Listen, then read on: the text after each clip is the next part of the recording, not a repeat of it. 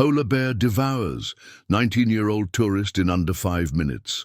January 27th, 2025. The Arctic wind howled across the barren expanse of Svalbard's Nordenskjöldland Peninsula, carrying with it the promise of death that few who ventured into this frozen wasteland truly understood. On January 27, 2025, at precisely 3:47 a.m. local time, that promise would be kept in the most horrific manner imaginable, when a 1,200-pound male polar bear would tear through the fragile barrier between civilization and the prehistoric hunger that ruled these ice-covered lands. What transpired in the following 4 minutes and 37 seconds would forever change the lives of everyone involved, leaving one young woman dead in a manner so brutal that even seasoned Arctic rescue personnel would require psychological counseling for months afterward. The expedition had begun 3 weeks earlier in the German university town of Heidelberg, where Sophia Marie Klein, a 19-year-old environmental science student at Heidelberg University, had convinced her closest friends to join her on what she described as the adventure of a lifetime. Sophia, standing 5 feet 6 inches tall with striking blonde hair that she often wore in practical braids, possessed an infectious enthusiasm for the natural world that had earned her the nickname Snow White among her classmates. Her parents, Dr. Klaus Klein, a respected cardiologist, and Maria Klein, a high school biology teacher, had initially opposed the trip. But Sophia's passionate arguments about climate change research and her promise to follow all safety protocols had eventually worn down their resistance. The group consisted of 8 young Germans, all between the ages of 19 and 22, who had pooled their savings and taken out loans to fund what they believed would be a transformative experience studying Arctic wildlife and documenting the effects of climate change firsthand. Markus Weber, 21, served as the unofficial leader of the group due to his experience in wilderness camping throughout Bavaria and the Swiss Alps. Standing 6 feet 2 inches with the broad shoulders of a former high school rugby player, Markus had meticulously planned every aspect of their journey, from equipment lists to emergency protocols.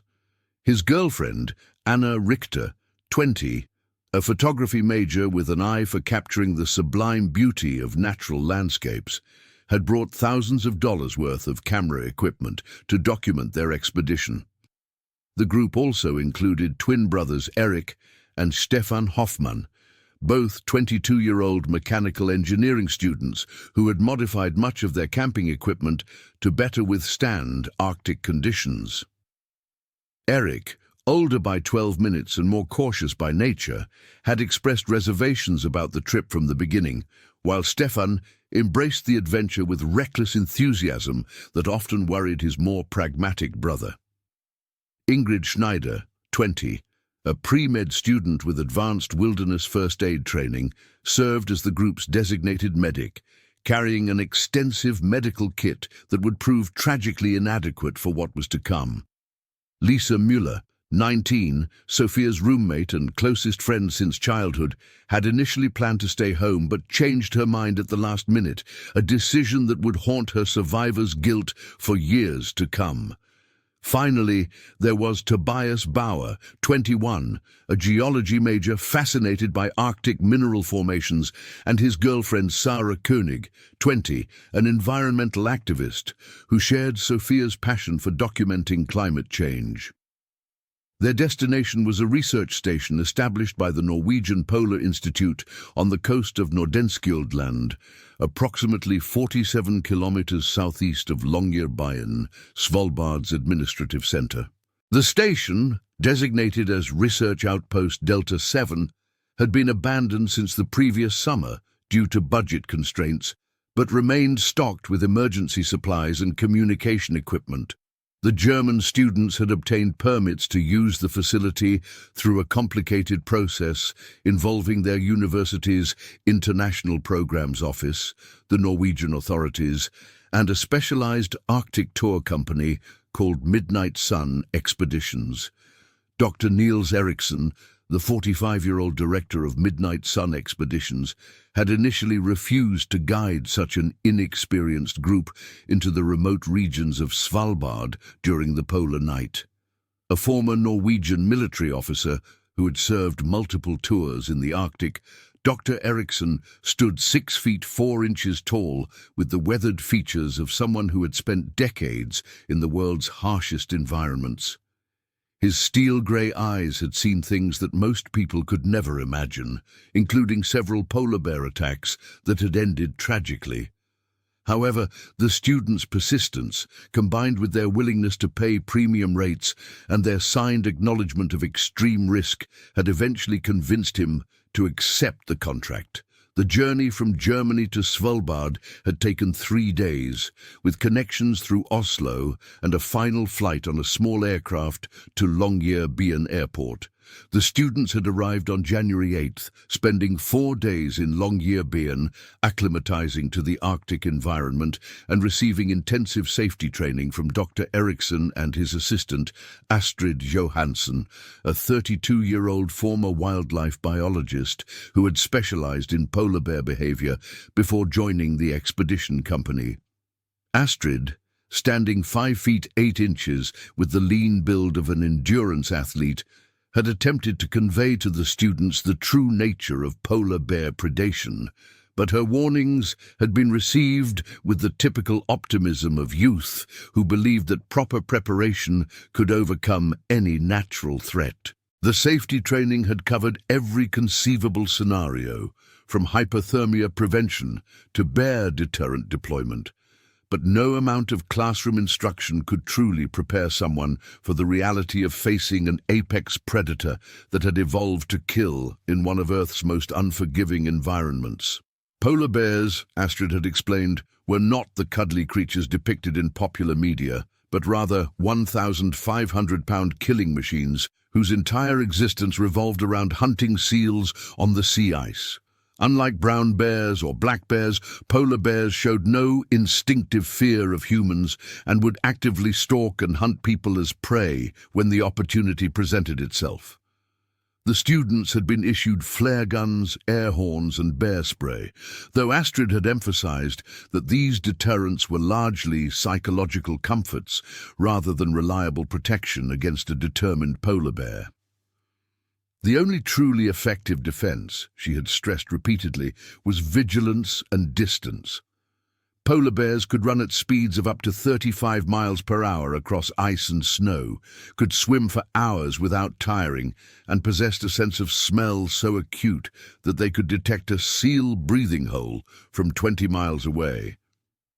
A human scent, she warned, would be detectable to a polar bear from even greater distances, particularly in the stable Arctic air where odor molecules could travel unimpeded for vast distances. On January 12th, the group had departed Longyearbyen aboard a tracked snow vehicle operated by Dr. Eriksen, following a route that would take them across the frozen landscape of Nordenskjöldland to their destination. The journey, covering approximately 63 kilometers of Arctic terrain, had required 8 hours to complete due to dangerous ice conditions and the need to navigate around pressure ridges that could crush even a heavily armored vehicle.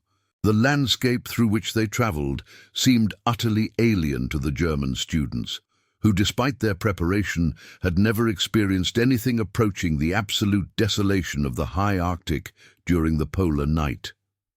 The sun had set on October 26th and would not rise again until February 16th, leaving the expedition in a world of perpetual darkness broken only by the aurora borealis and the pale glow of stars reflecting off the snow and ice. Temperatures hovered between -35 and -42 degrees Fahrenheit, cold enough to freeze exposed skin in under 2 minutes. And create ice crystals in the lungs of anyone foolish enough to breathe deeply without proper face protection. The wind, nearly constant at 15 to 25 miles per hour, created wind chill factors that dropped the effective temperature to below -70 degrees Fahrenheit. Research Outpost Delta 7 consisted of 3 prefabricated structures connected by enclosed walkways and surrounded by a perimeter fence designed more to mark the station's boundaries than to provide any real protection from Arctic wildlife. The main structure housed living quarters for up to 12 people, with a common area, kitchen facilities, and a communications center. The second building contained laboratory space and storage areas, while the third served as a maintenance workshop and generator room. All 3 buildings were painted in bright orange to increase visibility during search and rescue operations, though the color had faded considerably after years of exposure to Arctic conditions. The students had settled into the station with the enthusiasm of young people embarking on a great adventure, quickly establishing routines for cooking, cleaning, and maintaining the generator that provided their electricity and heat. Sophia had claimed a sleeping area in the corner of the main dormitory-style room, positioning her sleeping bag and personal belongings near a window that provided a view of the ice-covered coastline stretching endlessly toward the North Pole. She had brought with her a collection of environmental science textbooks, planning to use the expedition as an opportunity to conduct independent research on Arctic ecosystems that she could incorporate into her senior thesis. The first week at the station had passed without significant incident, though several events had occurred that, in retrospect, served as warnings that went unheeded. On January 14th, Eric Hoffman had discovered large tracks in the snow approximately 200 meters from the station's perimeter. The tracks, measuring 14 inches long and 12 inches wide, were unmistakably those of a large polar bear, and they appeared to circle the station's buildings before heading north toward the sea ice. Dr. Erickson had examined the tracks carefully and estimated that they had been made by a male bear weighing at least 1,100 pounds, possibly larger. The discovery had prompted an immediate review of safety protocols, with Dr. Erickson reminding the students that they must travel in groups of at least 3 when venturing outside the station's perimeter and must carry communication devices, flare guns, and bear deterrents at all times. He had also instituted a watch schedule, with 2 people designated to remain awake throughout each night to monitor for bear activity and maintain communication with the Emergency Coordination Center in Longyearbyen. Despite these precautions, the general mood among the students remained optimistic, with many expressing excitement at the possibility of observing polar bears in their natural habitat. On January 16th, the station's motion-activated cameras had captured footage of what appeared to be the same bear investigating the perimeter fence during the night. The infrared images showed a massive male polar bear, its coat appearing silver-white in the camera's artificial illumination, moving with the fluid grace of a predator completely adapted to its environment. The bear had spent nearly 3 hours methodically exploring the station's exterior, testing the fence at multiple points and investigating the areas where human scent was strongest. Most disturbing to Dr. Erickson was the bear's behavior around the main building, where it had reared up on its hind legs to peer through windows and had spent considerable time near the building's entrance. Polar bear behavior experts would later analyze this footage and determine that the bear was engaging in what they termed reconnaissance hunting, a behavior pattern in which polar bears systematically study potential prey before attacking. Unlike the opportunistic hunting typical of polar bears on sea ice, where seals were taken by surprise at breathing holes, this behavior suggested deliberate planning and evaluation of human targets. The bear's repeated returns to the station over multiple nights, combined with its increasingly bold approach to the buildings, indicated that it had identified the humans as potential prey and was developing a hunting strategy. The students, however, remained largely unaware of the true significance of these encounters, viewing them as exciting wildlife observations rather than warnings of impending danger. Sophia had been particularly fascinated by the bear footage, spending hours reviewing the images and taking detailed notes about the animal's behavior for her research project. She had expressed a desire to observe polar bears more closely, perhaps from the safety of the station's windows, and had even suggested setting up additional cameras to capture more detailed behavioral footage. Dr. Erickson had become increasingly concerned about the bear's persistence and had begun making preparations to evacuate the group earlier than planned. His experience with polar bears had taught him that once a bear began showing sustained interest in human habitations, the situation could escalate rapidly to a lethal encounter. He had contacted the expedition's emergency coordinator in Longyearbyen, requesting priority evacuation as soon as weather conditions permitted, but a severe Arctic storm system had moved into the region, making travel impossible and forcing the group to remain at the station longer than originally planned. The storm had begun on January 19th, with winds exceeding 50 miles per hour and temperatures dropping to -48 degrees Fahrenheit. Visibility had been reduced to less than 10 feet, and the wind chill factor had reached -85 degrees, cold enough to cause frostbite in exposed skin within 30 seconds. The station's buildings had groaned and shuddered under the assault of the wind, while snow had accumulated in drifts reaching heights of 6 feet around the structures. The generator had struggled to maintain power, requiring constant monitoring and maintenance by the Hoffman twins, who took turns venturing into the howling darkness to refuel and service the equipment. During the storm, the bear had not been seen or detected by the motion sensors, leading some of the students to speculate that it had moved on to other hunting grounds. This assumption would prove to be tragically incorrect, as analysis of snow patterns after the storm would reveal that the bear had taken shelter less than 500 meters from the station in a depression formed by wind-carved ice formations that provided protection from the worst of the weather. From this position, the bear had maintained visual surveillance of the station while remaining undetected by the humans who believed themselves to be safe. The storm had finally begun to abate on January 24th, though conditions remained too dangerous for evacuation. Dr. Erickson had managed to establish radio contact with Longyearbyen and had requested immediate helicopter evacuation as soon as the weather cleared sufficiently for safe flight operations. The response from the coordination center had been that evacuation would likely be possible by January 28th or 29th, depending on wind conditions and visibility. This timeline would prove to be exactly 1 day too late for Sophia Klein. As the weather improved, the students had begun venturing outside the station's buildings more frequently, eager to stretch their legs after being confined for nearly a week during the storm. They had organized several short expeditions to nearby ice formations, always traveling in groups and maintaining radio contact with Dr. Erickson, who remained at the station to coordinate activities and monitor weather conditions. These excursions had been conducted without incident, further reinforcing the students' sense of security and their belief that proper precautions were sufficient to ensure their safety. On the evening of January 26th, the group had held what they called a celebration dinner to commemorate their successful completion of 2 weeks in the Arctic and to anticipate their upcoming return to Germany.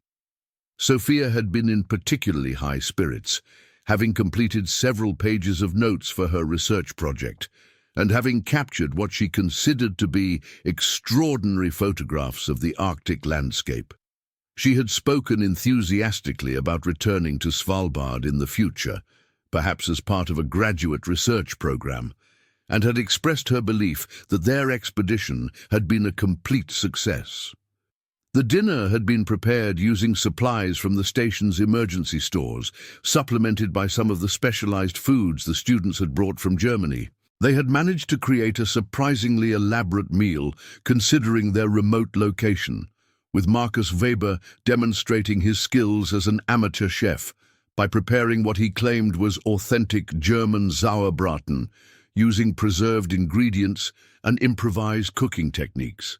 The meal had been accompanied by hot chocolate made with powdered milk and melted snow, a beverage that had become the group's preferred evening drink during their stay at the station.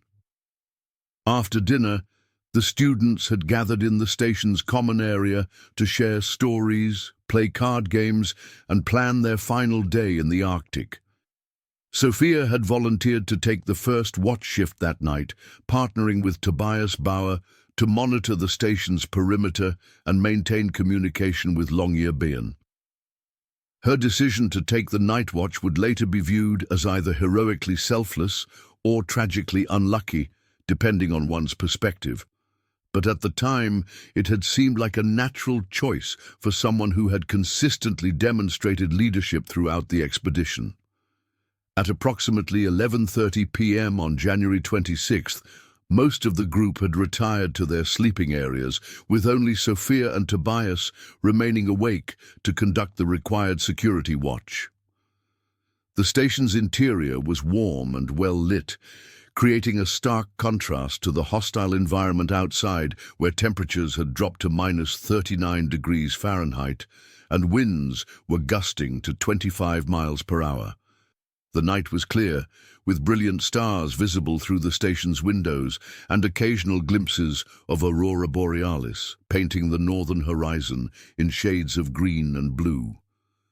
Sophia had positioned herself at the communications desk, monitoring radio frequencies and checking the motion sensor displays that covered approaches to the station from all directions. She had brought one of her environmental science textbooks to read during quiet periods, planning to review chapters on Arctic ecosystems and predator-prey relationships. The irony of her reading material would not be lost on investigators who would later examine the scene, finding the book open to a chapter titled Polar Bear Hunting Behavior and Human Interactions, with detailed notes written in Sophia's careful handwriting. Tobias had taken responsibility for the physical security checks, making rounds to ensure that all doors and windows were securely locked and that the perimeter lighting system was functioning properly. Every 30 minutes, he would venture outside to conduct a visual inspection of the area immediately surrounding the station, a task that required him to don multiple layers of Arctic clothing and carry both a flare gun and a high-powered flashlight.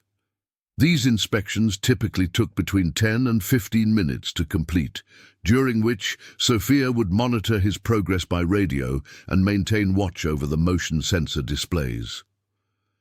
At 12:45 a.m. on January 27th, Tobias had completed what would be his final security round without detecting any signs of bear activity. The motion sensors had remained inactive throughout the night, and the perimeter appeared secure under the brilliant illumination of the station's exterior lighting system. He had returned to the warm interior of the main building, removing his outer layers and settling into a comfortable chair near the heating unit to warm up before his next scheduled patrol. Unknown to either Sophia or Tobias, their every move had been observed by the polar bear that had been stalking the station for nearly 2 weeks. The animal, a mature male estimated to weigh approximately 1,200 pounds and measuring over 10 feet in length from nose to tail, had positioned itself in a location where it could monitor human activity while remaining outside the detection range of the motion sensors. Polar bears, having evolved to hunt seals that were similarly vigilant for danger, possessed an almost supernatural ability to approach prey without detection, using ice formations, snowdrifts, and their own natural camouflage to remain invisible until the moment of attack.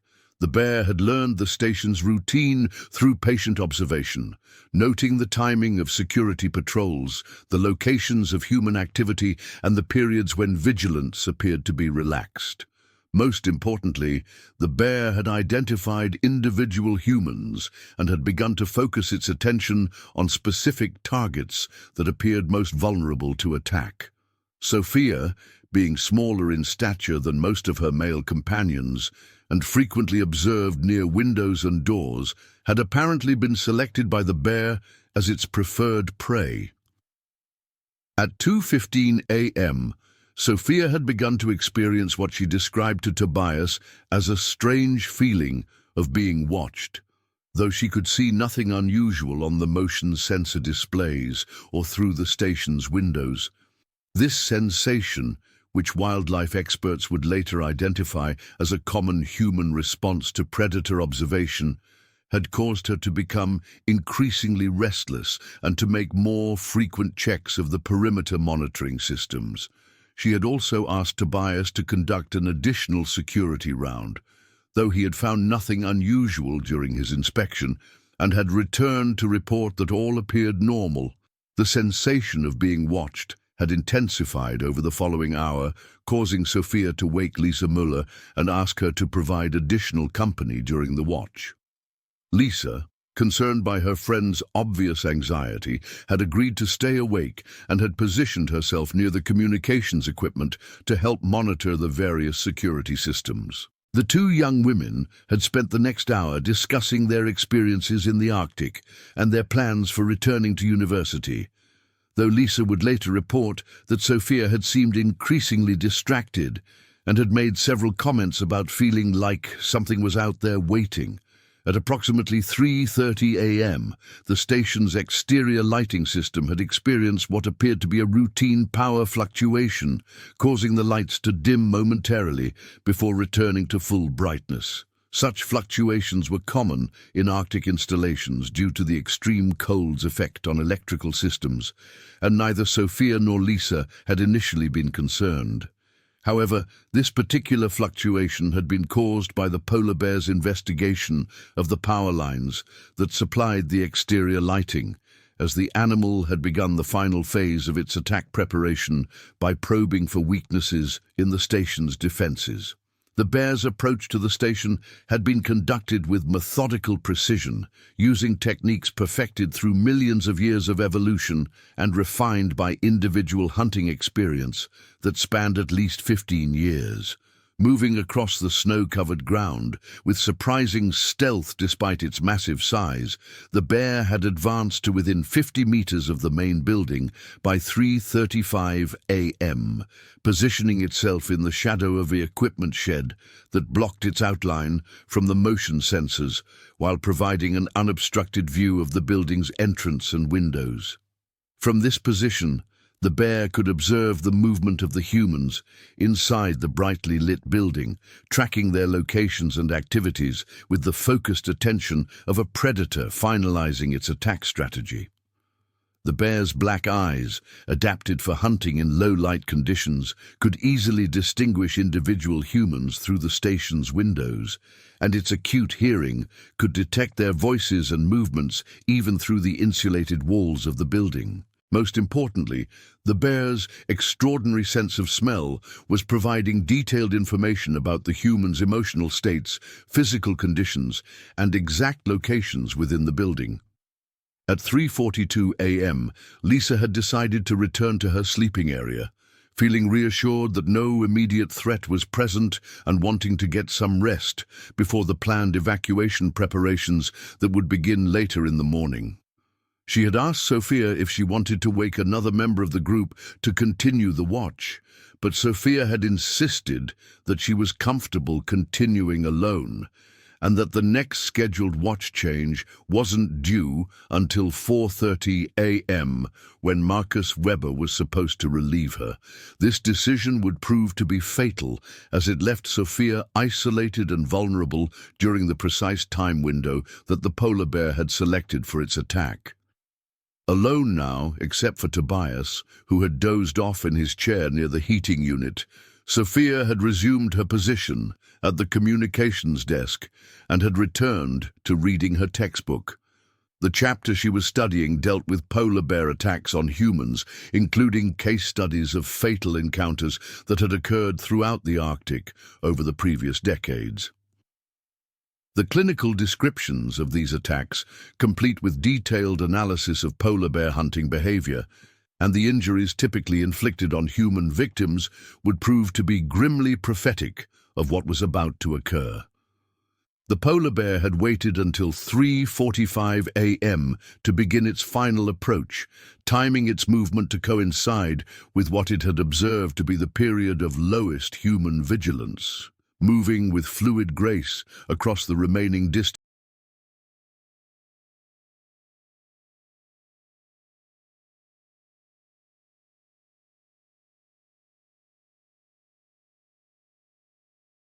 to the station. The bear had reached the main building's exterior wall by 3:46 a.m., positioning itself directly beneath the window where Sophia sat reading. The bear's presence was so close that its breathing had begun to fog the window glass, yet Sophia remained unaware of the imminent danger. Her attention focused on her textbook and the routine monitoring displays that showed no signs of intrusion. At exactly 3:47 a.m., the polar bear had begun its attack by testing the structural integrity of the building's exterior wall, pressing against the prefabricated panels with increasing force until it detected a weak point near the corner where two sections joined together. The bear's 1,200-pound mass, combined with the leverage provided by its powerful forelegs, had created stress fractures in the building's frame that would allow the animal to literally tear through the wall when it was ready to complete its assault. The first indication that something was wrong had come when Sophia heard what she later described as a scratching sound, like tree branches against a window, but much heavier. Looking up from her book, she had peered through the window, but had seen nothing unusual in the brightly lit exterior area immediately surrounding the building. The scratching sound had continued, seeming to move along the exterior wall, and Sophia had become sufficiently concerned to wake Tobias and ask him to investigate. Tobias had been groggy from his unintended nap, but the urgency in Sophia's voice had quickly brought him to full alertness. He'd begun putting on his outer layers in preparation for an exterior inspection when the scratching sound had intensified dramatically, becoming what Sophia would later describe to investigators as like someone trying to claw their way through the wall. At this point, both students had realized that they were dealing with something far more serious than wind-blown debris or settling building materials. The realization had come too late. At 3:47:23 a.m., according to the timestamp on the station's security recording system, the polar bear had begun its breach of the building's exterior wall. Using its massive claws, each measuring over 4 inches in length, the bear had torn through the insulated panels as if they were made of cardboard, creating a hole large enough for its enormous body to pass through in less than 15 seconds. The sound of tearing metal and splintering wood had filled the building's interior, followed immediately by a blast of Arctic air that had dropped the interior temperature by 20 degrees in a matter of seconds.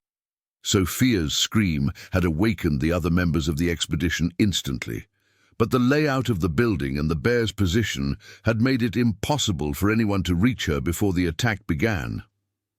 The bear had emerged through the hole in the wall like something from a nightmare, its massive form filling the space where moments before there had been solid wall and safety. Standing on its hind legs, the bear's head had nearly touched the 8-foot ceiling, while its front paws, armed with razor-sharp claws, had reached out to grasp the nearest human target.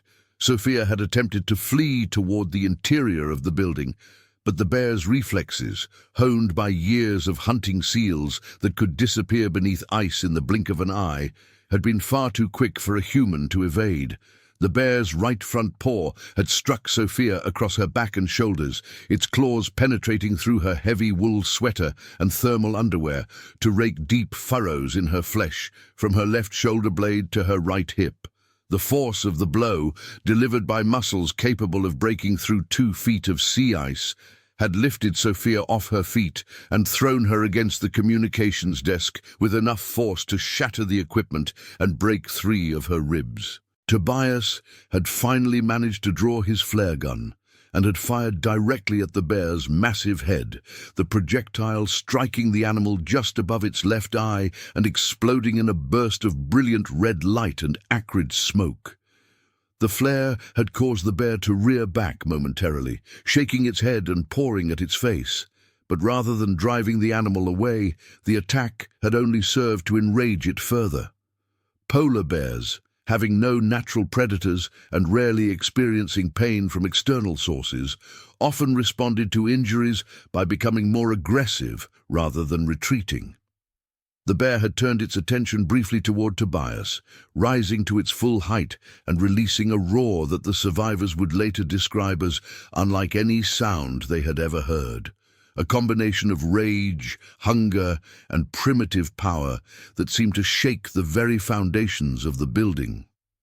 However, the bear's focus had quickly returned to Sophia, who was attempting to crawl away from the communications desk despite her severe injuries and the excruciating pain of her broken ribs. What followed was captured in horrific detail by the station's internal security cameras, footage that would be studied by wildlife experts, law enforcement investigators, and trauma psychologists for years to come. The bear had dropped to all fours and had approached Sophia with the methodical precision of a predator that knew its prey was mortally wounded and could not escape. The animal's movements had been deliberate rather than frenzied, suggesting that it was following ingrained hunting instincts rather than acting in blind rage. Marcus Weber had finally reached the main room, carrying the expedition's only rifle, a .375 caliber weapon that Dr. Erickson had brought for emergency protection against polar bears. However, his angle of shot had been blocked by Sophia's position directly between him and the bear, and his limited experience with firearms had made him hesitate to risk hitting her with a poorly aimed shot. This hesitation, though understandable under the circumstances, had provided the bear with the time it needed to complete its attack. The bear had grasped Sophia around her torso with its massive jaws, its 4-inch canine teeth penetrating through her ribs and into her internal organs. Polar bear skulls are among the most powerful in the animal kingdom, with bite forces measured at over 1,200 pounds per square inch, more than sufficient to crush human bones like twigs. The bear had lifted Sophia off the ground, shaking her with the same motion it would use to break the neck of a seal, and the sound of her bones breaking had been audible throughout the building, despite the chaos and shouting. Anna Richter had been recording video with her camera since being awakened by Sophia's screams, and her footage would provide investigators with frame-by-frame documentation of the attack's progression. The video showed Sophia's final moments with stark clarity, capturing not only the physical violence of the bear's assault, but also the sheer terror on her face as she realized what was happening to her. Her final words, barely audible over the bear's growling and the shouting of her friends, had been "Hilf mir," German for "help me." Marcus had finally taken his shot at 3:48:47 a.m., approximately 1 minute and 24 seconds after the bear had broken through the wall. His bullet had struck the bear in the left shoulder, penetrating deeply into the animal's muscle tissue but missing vital organs. The wound, though serious, had only caused the bear to tighten its grip on Sophia and to begin backing toward the hole it had created in the wall, apparently planning to drag its prey outside where it could feed without interference from other humans.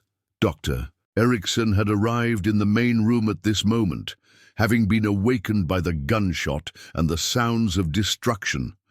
His military training had allowed him to assess the situation instantly, and he had taken the rifle from Marcus's shaking hands and had fired 3 shots in rapid succession at the bear's head and neck area.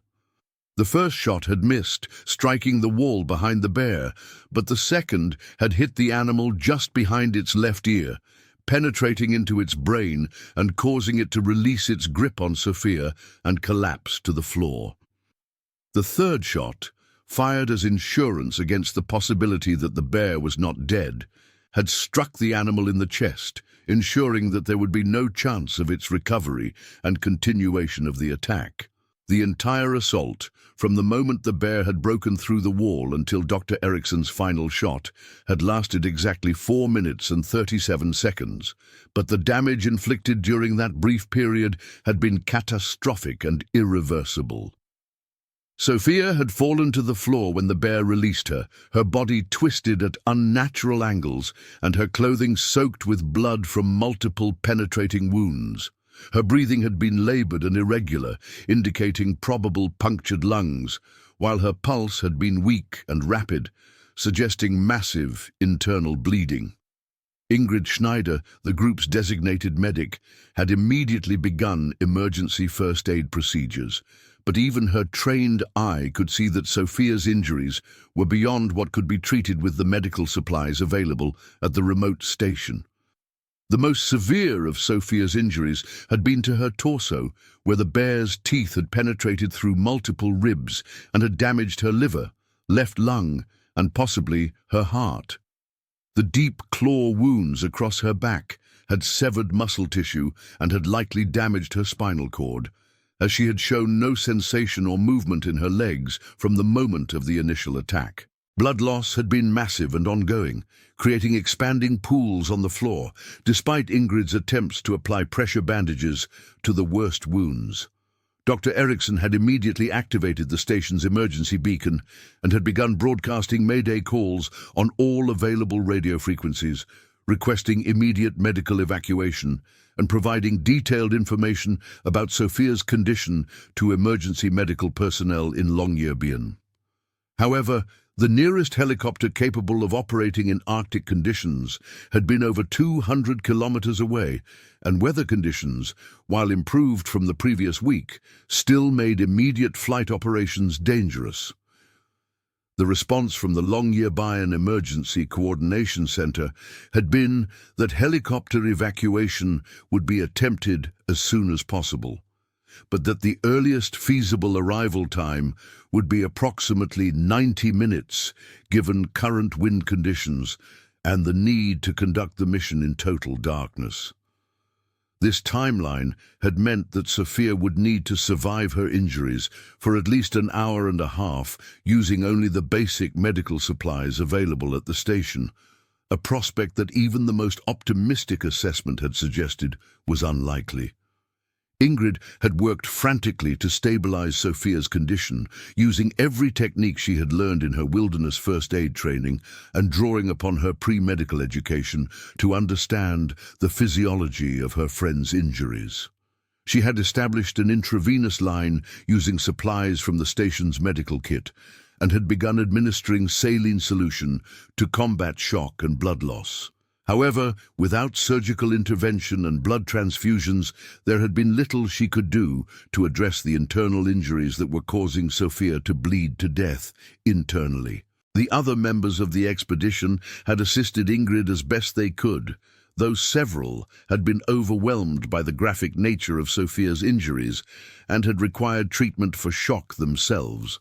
Lisa Müller had been particularly affected, having witnessed her closest friend's attack and having been helpless to prevent it. She had remained at Sophia's side throughout the emergency treatment, holding her hand and speaking to her in German, though it was unclear whether Sophia had been conscious enough to understand what was being said. Marcus Weber had taken charge of securing the station's perimeter and ensuring that no other polar bears were in the area, though his hands had shaken so violently from adrenaline and shock that he had difficulty operating the motion sensor equipment. The hole torn through the building's wall by the attacking bear had been temporarily sealed using tarps and emergency repair materials, but the building's structural integrity had been compromised, and Arctic air continued to infiltrate the interior despite their repair efforts. At 4:23 a.m., approximately 36 minutes after the attack, Sophia had briefly regained consciousness and had spoken to Lisa in a voice barely above a whisper. Her words, recorded by Anna's still-running camera, had been "Es tut so weh," meaning "it hurts so much," followed by Sag meinen Eltern, dass ich sie liebe, meaning, tell my parents that I love them. These would be the last coherent words that Sophia Klein would ever speak. Her condition had deteriorated rapidly over the following 20 minutes, as internal bleeding had continued despite all of Ingrid's efforts to control it. Sophia's skin had become pale and cold to the touch. Her breathing had become increasingly shallow and irregular, and her pulse had weakened to the point where it was barely detectable. At 4:47 a.m., exactly 1 hour after the bear attack had begun, Sophia had gone into cardiac arrest. Ingrid had immediately begun CPR, working desperately to restart Sophia's heart, while the others looked on in helpless anguish. Her compressions had been technically correct, and her rhythm had been appropriate, but the combination of massive blood loss, internal organ damage, and traumatic shock had made successful resuscitation virtually impossible under the circumstances. After 28 minutes of continuous CPR, during which no spontaneous heartbeat had been detected, Dr. Eriksson had gently placed his hand on Ingrid's shoulder and had told her that it was time to stop. Sophia Marie Klein had been officially pronounced dead at 5:15 a.m. on January 27, 2025, in the main room of Research Outpost Delta 7 on the remote coast of Svalbard, approximately 1,200 kilometers from the North Pole. She had been 19 years old, with her 20th birthday less than 3 weeks away. Her death had been the result of multiple traumatic injuries inflicted by a polar bear attack that had lasted less than 5 minutes. But the impact of those few minutes would reverberate through the lives of everyone who had known her for decades to come. The helicopter evacuation team had arrived at 5:43 a.m., 28 minutes after Sophia's death, carrying advanced medical equipment and trauma specialists, who might have been able to save her life if they had arrived earlier. The lead paramedic, Bjorn Anderson, a veteran of Arctic rescue operations with 15 years of experience, had examined Sophia's body and had confirmed that her injuries would have been fatal even with immediate surgical intervention. However, this professional assessment had provided little comfort to her friends, who would spend years wondering whether different decisions or faster response times might have changed the outcome.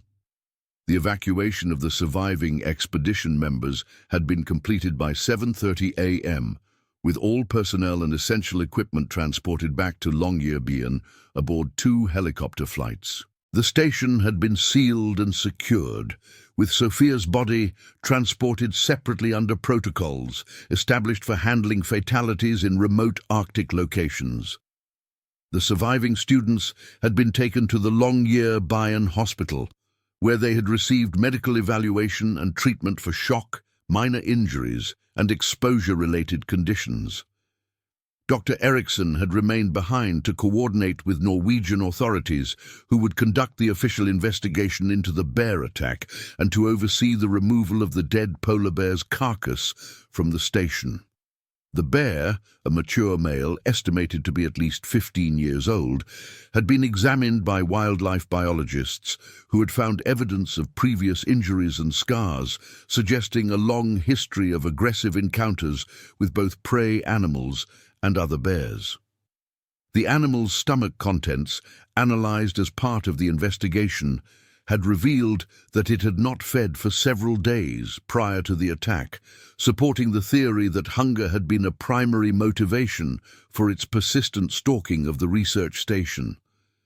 The investigation into the circumstances surrounding Sophia's death had been conducted jointly by Norwegian police, wildlife management authorities, and representatives from the German embassy.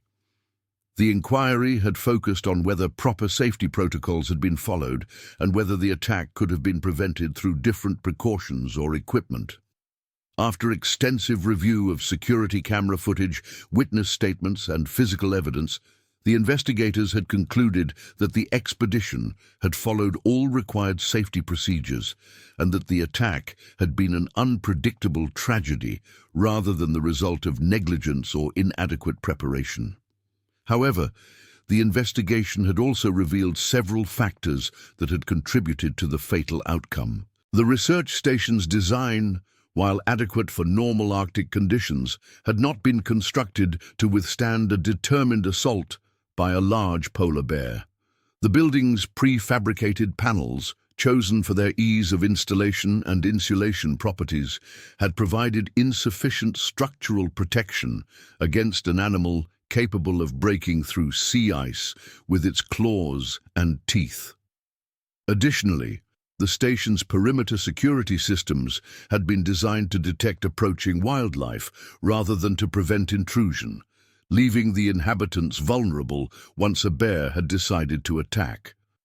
The timing of the attack had also been significant, occurring during the period of maximum darkness and minimum human activity, when the bear's natural hunting instincts would have been most acute. Polar bears are primarily nocturnal hunters, having evolved to take advantage of the improved stealth and reduced visibility that darkness provides. The bear's ability to approach the station undetected had been enhanced by its intimate familiarity with the terrain, developed through nearly 2 weeks of surveillance and reconnaissance. News of Sophia's death had reached Germany within hours of the attack, transmitted through official channels to her parents and university administrators. Dr. Klaus Klein had received the telephone call at 6:30 a.m. German time, while he was preparing for his morning rounds at the hospital where he worked. The call had come from a representative of the German Foreign Ministry who had delivered the news with professional sympathy but unavoidable bluntness that his daughter had been killed in a polar bear attack in the Norwegian Arctic. The Klein family's response had been one of shock, disbelief, and overwhelming grief. Maria Klein had collapsed upon hearing the news and had required sedation from her husband's medical colleagues. The family had immediately begun making arrangements to travel to Norway to retrieve their daughter's body and to be present for the investigation into her death. However, Arctic weather conditions and the remote location of the incident had meant that Sophia's remains could not be released for several days, while forensic examinations and official procedures were completed. The German media had seized upon the story with characteristic intensity, with major newspapers and television stations dispatching reporters to both Svalbard and Heidelberg to cover what they portrayed as a tragic example of nature's unpredictability and the dangers faced by young people seeking adventure in remote locations. The coverage had been largely sympathetic to Sophia and her family, though some outlets had raised questions about whether adequate safety measures had been in place and whether the expedition should have been allowed to proceed during the Arctic winter. International wildlife experts had used the incident as an opportunity to educate the public about polar bear behavior and the increasing frequency of human-bear encounters as climate change forced polar bears to alter their traditional hunting patterns. Dr. Magnus Olsen, a leading polar bear researcher from the Norwegian Polar Institute, had explained that polar bears were increasingly venturing into areas where human activity occurred as sea ice conditions changed and traditional seal hunting grounds became less accessible. The surviving members of the expedition had required extensive psychological counseling to cope with the trauma of witnessing their friend's death and their own helplessness during the attack. Lisa Müller had been particularly affected, developing symptoms of post-traumatic stress disorder that had interfered with her ability to continue her university studies. She had recurring nightmares about the attack and had developed severe anxiety about spending time in natural settings, requiring months of therapy to begin processing her traumatic memories. Markus Weber had struggled with guilt over his perceived failure to protect Sophia, despite the acknowledgement by experts that his actions had been appropriate given the circumstances and his limited training with firearms. His relationship with Anna Richter had suffered as both of them had processed their trauma differently, with Anna throwing herself into her photography work as a way of dealing with her memories, while Markus had withdrawn from social activities and had experienced periods of depression.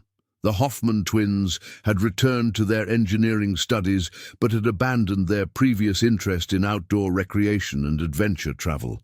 Eric had channeled his response to the trauma into developing improved safety equipment for Arctic expeditions, while Stefan had suffered from survivor's guilt and had required professional counseling to overcome his conviction that he should have done more to prevent Sophia's death.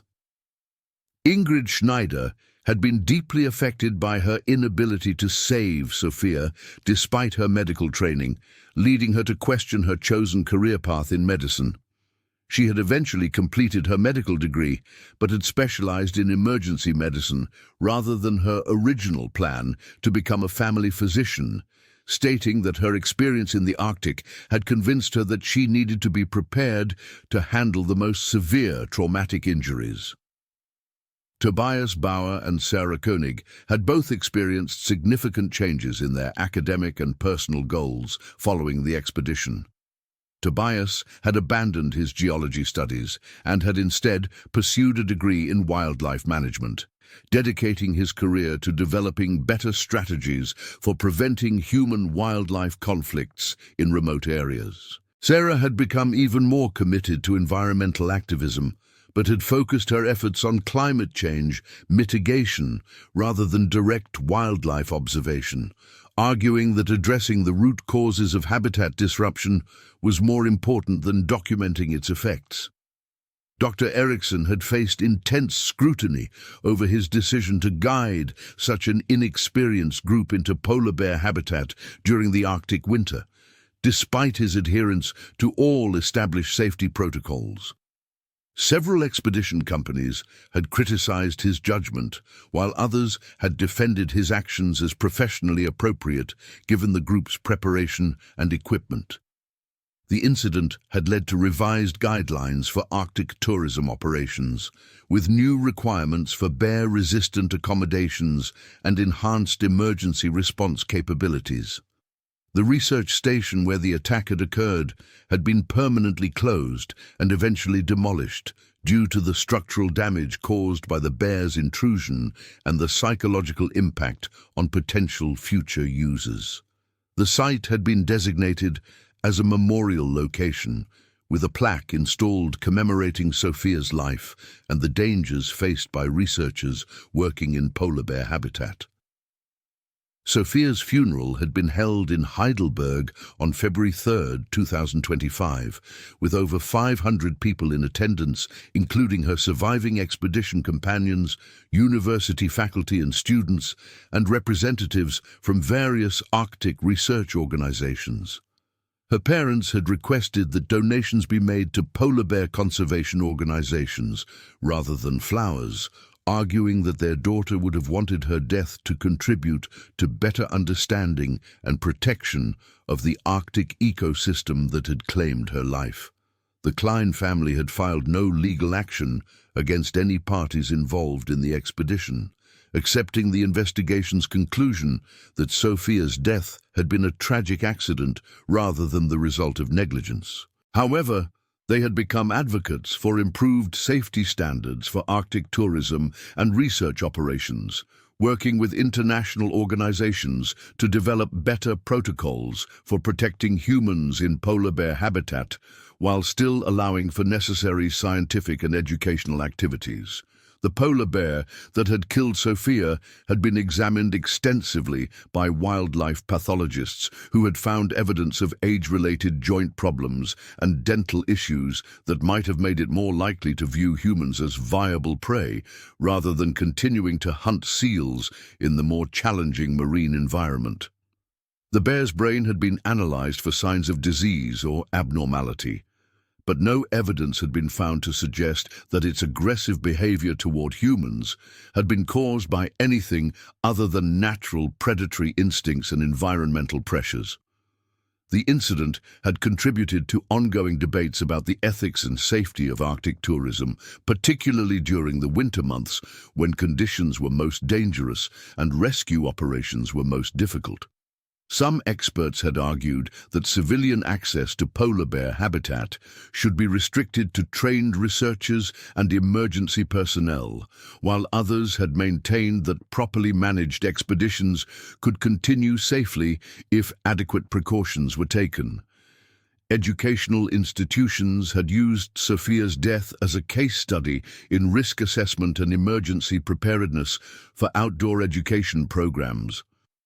Her story had been incorporated into wilderness safety curricula at universities throughout Europe and North America, serving as a sobering reminder of the potential consequences of even well-planned expeditions into remote and dangerous environments.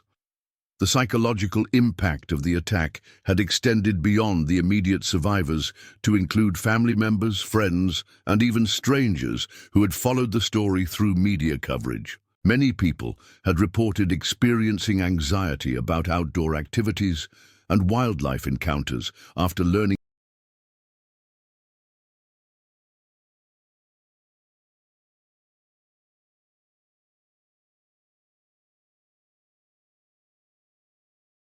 details of Sophia's death, while others had been inspired to contribute to conservation efforts or to pursue careers in emergency response and wildlife management. Climate change researchers had pointed to the incident as an example of the increasing unpredictability of wildlife behavior as traditional Arctic ecosystems were disrupted by rising temperatures and changing ice conditions. The bear that attacked Sophia had likely been forced to modify its hunting patterns due to earlier breakup of sea ice and changes in seal populations, potentially making it more desperate for food and more likely to view humans as potential prey. The specific location where the attack occurred had been studied extensively by polar bear researchers seeking to understand the environmental factors that might have contributed to the incident. The area's proximity to seal hunting grounds, combined with ice formations that provided cover for approaching bears, had made it a statistically high-risk location for human-bear encounters. Though this risk had not been fully appreciated at the time the research station was established. Sophia's research notes and photographs from the expedition had been compiled into a memorial publication by her university, with proceeds donated to Arctic conservation organizations. Her work, though incomplete due to her death, had provided valuable documentation of environmental conditions in Svalbard during the polar night, and had contributed to ongoing studies of climate change impacts on Arctic ecosystems. The equipment and weapons used during the expedition had been analyzed to determine their effectiveness against polar bear attacks, leading to recommendations for improved deterrent technologies and more powerful firearms for Arctic expeditions. The flare gun that Tobias had used had been found to be inadequate for stopping a determined bear attack, while the rifle that had ultimately killed the bear had been deemed appropriate but had highlighted the importance of having multiple armed personnel available during high-risk periods. Emergency response protocols had been revised throughout the Arctic following analysis of the rescue operations timeline and effectiveness. Communication systems had been upgraded to provide more reliable contact with emergency services, while helicopter rescue capabilities had been enhanced to allow for operations in more challenging weather conditions. However, the fundamental challenge of providing rapid medical evacuation in remote Arctic locations had remained largely unchanged.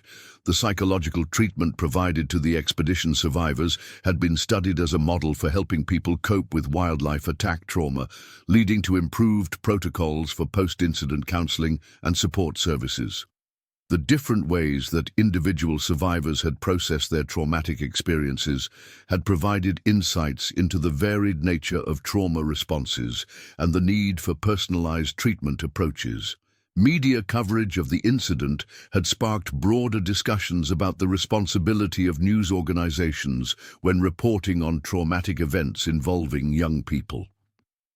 Some critics had argued that the graphic details of Sophia's death had been exploited for sensational effect, while others had maintained that realistic portrayals of wildlife attack risks were necessary to educate the public about the dangers involved in Arctic travel.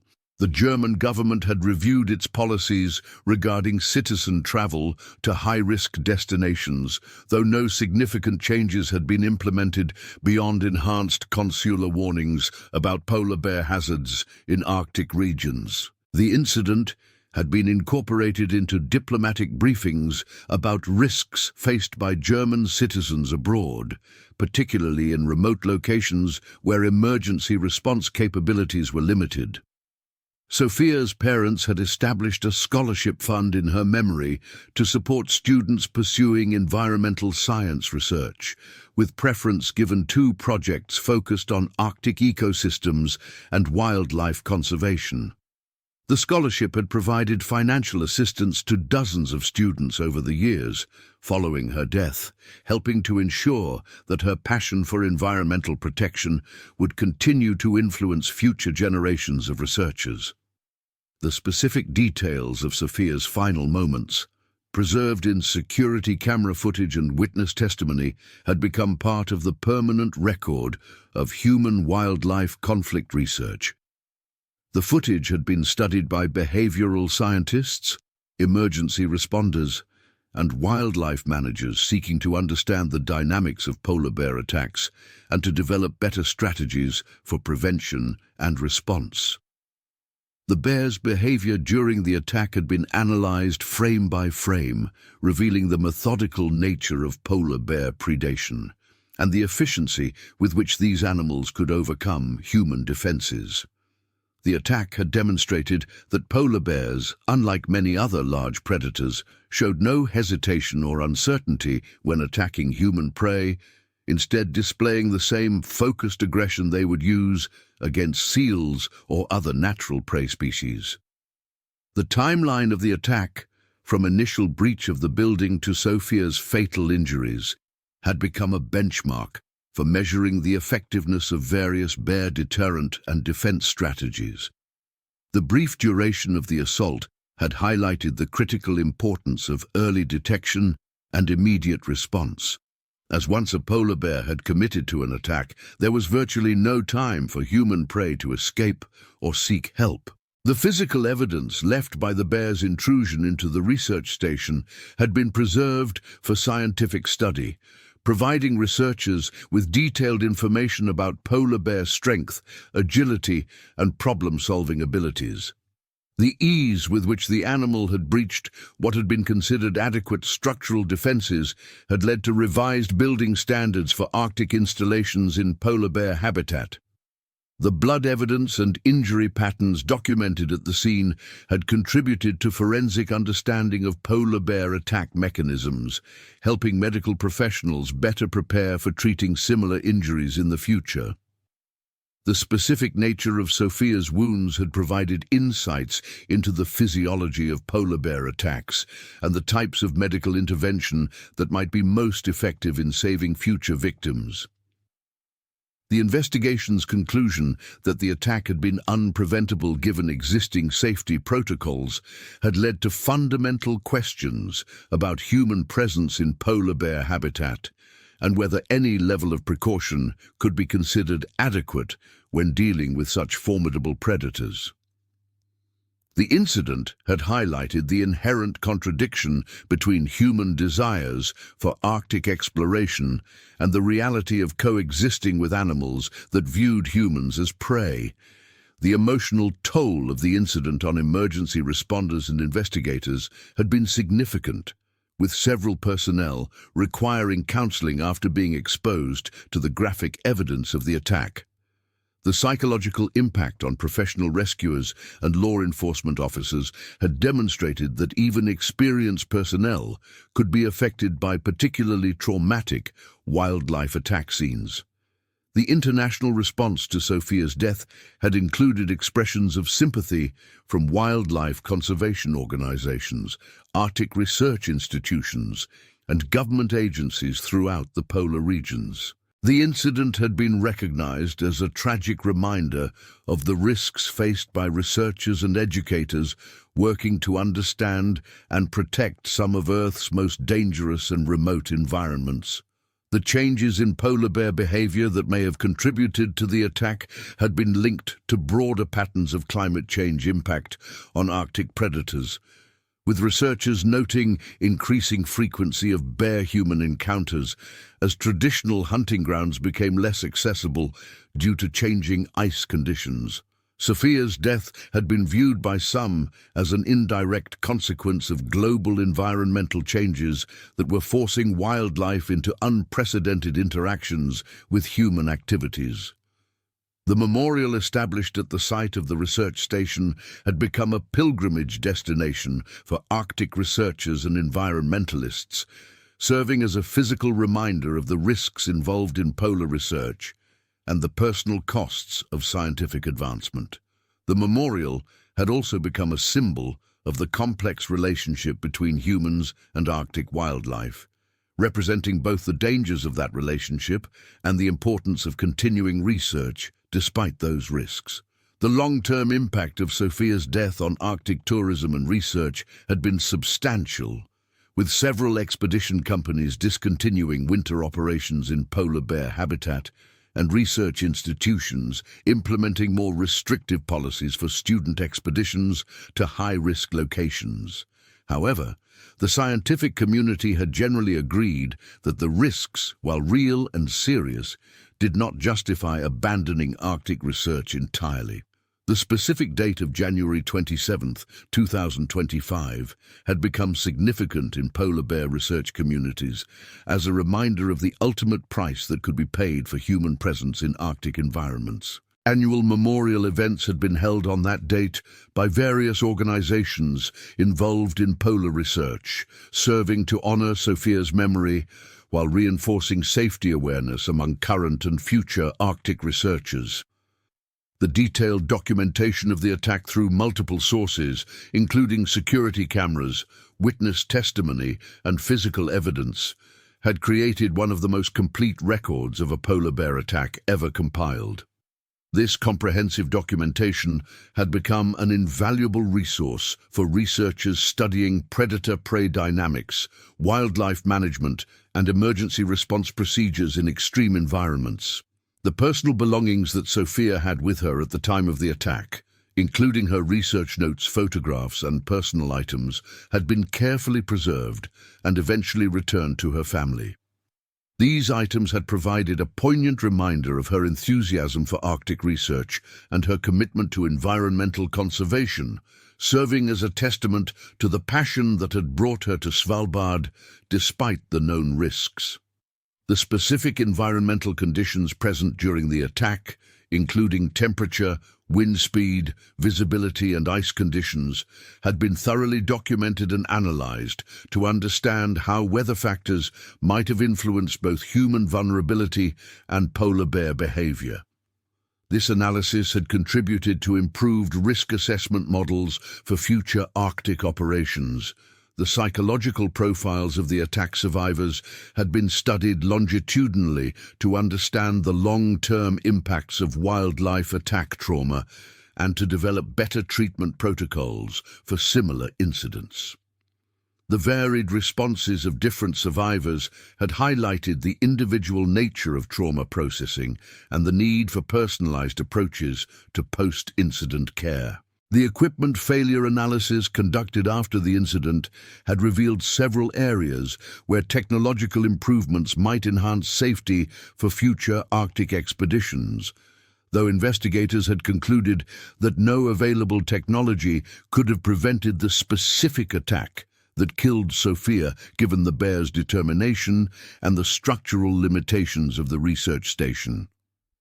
The international cooperation required for the investigation and response had demonstrated both the strengths and limitations of Arctic emergency response systems, leading to improved coordination protocols between different national agencies and organizations involved in polar region activities.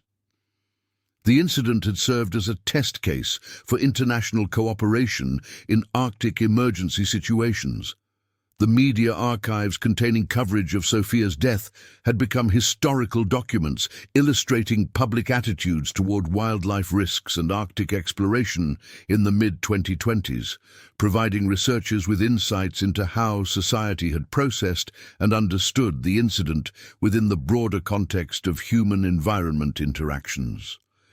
The scientific papers and conference presentations that had resulted from analysis of the attack had contributed significantly to the academic literature on human-wildlife conflict, emergency response in remote locations, and the psychology of survival in extreme situations. Sophia's death had thus contributed to knowledge that might help prevent similar tragedies in the future. The changes in her surviving friends' life trajectories, from career choices to personal relationships to attitudes toward risk and adventure, had illustrated the profound and lasting impact that traumatic events could have on young adults.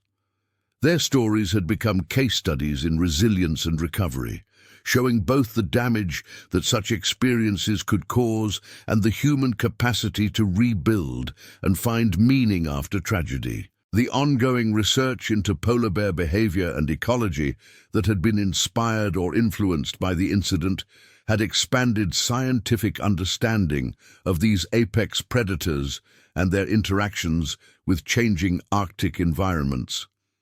This research had contributed to conservation efforts aimed at protecting both polar bears and the humans who shared their habitat. The memorial scholarship established in Sophia's name had supported dozens of students over the years following her death, ensuring that her passion for environmental research would continue to influence future generations of scientists and conservationists. The scholarship recipients had carried forward her commitment to understanding and protecting Arctic ecosystems, creating a positive legacy from her tragic death. The institutional changes implemented at universities and research organizations in response to the incident had enhanced safety protocols for student expeditions while maintaining opportunities for experiential learning in challenging environments. These changes had reflected a balance between protecting young researchers and preserving the educational value of field research in remote locations. The international attention focused on Arctic safety following Sophia's death had led to improved cooperation between different nations' research and emergency response organizations, creating better coordination for future incidents and enhanced communication systems for monitoring and responding to threats in polar regions. The detailed analysis of emergency medical response in Arctic conditions had contributed to improved training for medical personnel who might be called upon to treat severe trauma in remote locations with limited resources and challenging evacuation conditions. The lessons learned from the failed attempt to save Sophia's life had potentially helped improve survival rates for future victims of Arctic accidents or attacks. As years passed after January 27, 2025, the memory of Sophia Klein's death had evolved from immediate shock and grief to a more complex understanding of the risks and rewards of human exploration in one of Earth's most dangerous environments. Her story had become part of the larger narrative of human interaction with the Arctic, serving as both a cautionary tale and an inspiration for continued research and conservation efforts in these critical regions. The polar bear that killed her had been neither evil nor malicious, but simply an apex predator following millions of years of evolutionary programming in an environment where humans were not part of the natural order. The tragedy of her death lay not in any moral failing of human or animal, but in the fundamental incompatibility between human vulnerability and polar bear predation capabilities when the two intersected in the harsh landscape of the Arctic winter. The 4 minutes and 37 seconds during which Sophia Klein's life had ended had become a permanent part of the historical record of human exploration and scientific research. a reminder of the ultimate price that could be paid for knowledge and the courage required by those who ventured into Earth's most dangerous places in pursuit of understanding and discovery. Her final words, "Tell my parents that I love them," spoken in German in the moments before she lost consciousness, had been preserved in the testimony of her friend Lisa Müller and had become a symbol of the human connections that persisted even in the face of nature's most violent expressions. Those words, along with her research notes and photographs, had ensured that Sophia Klein would be remembered not just as a victim of a polar bear attack, but as a young scientist whose passion for the natural world had brought her to the edge of the world in pursuit of knowledge that might benefit all humanity.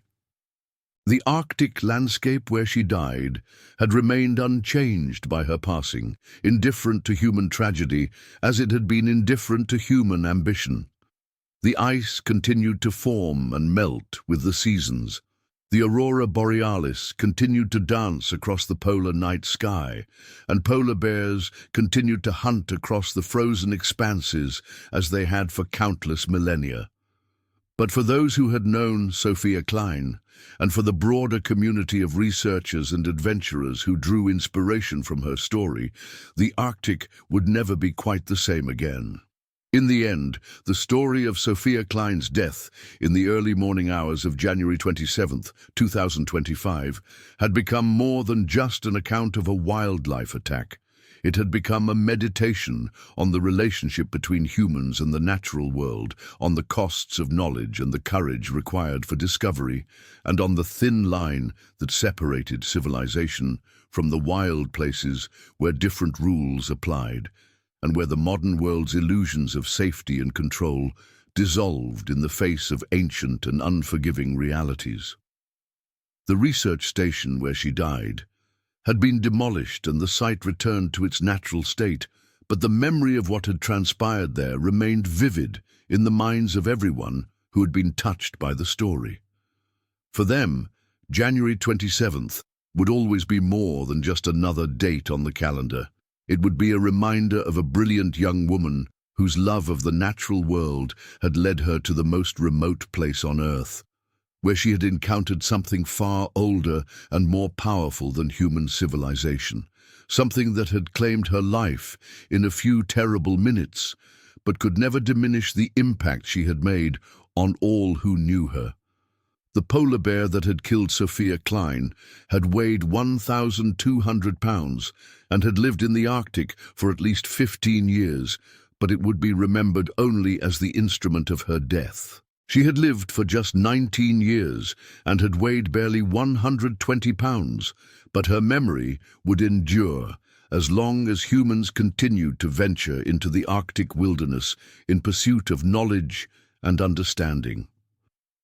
In that disparity lay both the tragedy and the triumph of her brief life, cut short by an encounter with one of nature's most perfect predators in one of Earth's most beautiful and dangerous places.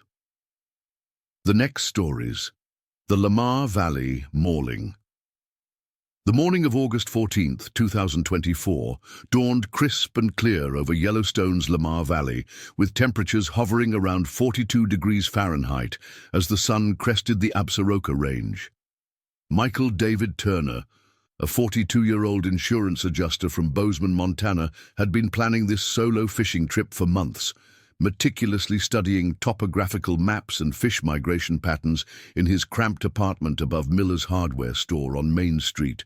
His weathered Subaru Outback, bearing Montana plates reading Fly FSH, was packed with enough gear for a week-long expedition into some of the most pristine and dangerous wilderness in North America.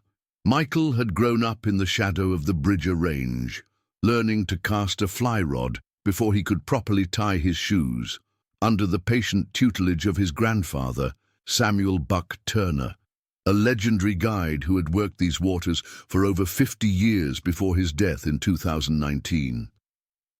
The old man's voice still echoed in Michael's mind as he navigated the winding park roads in the pre-dawn darkness.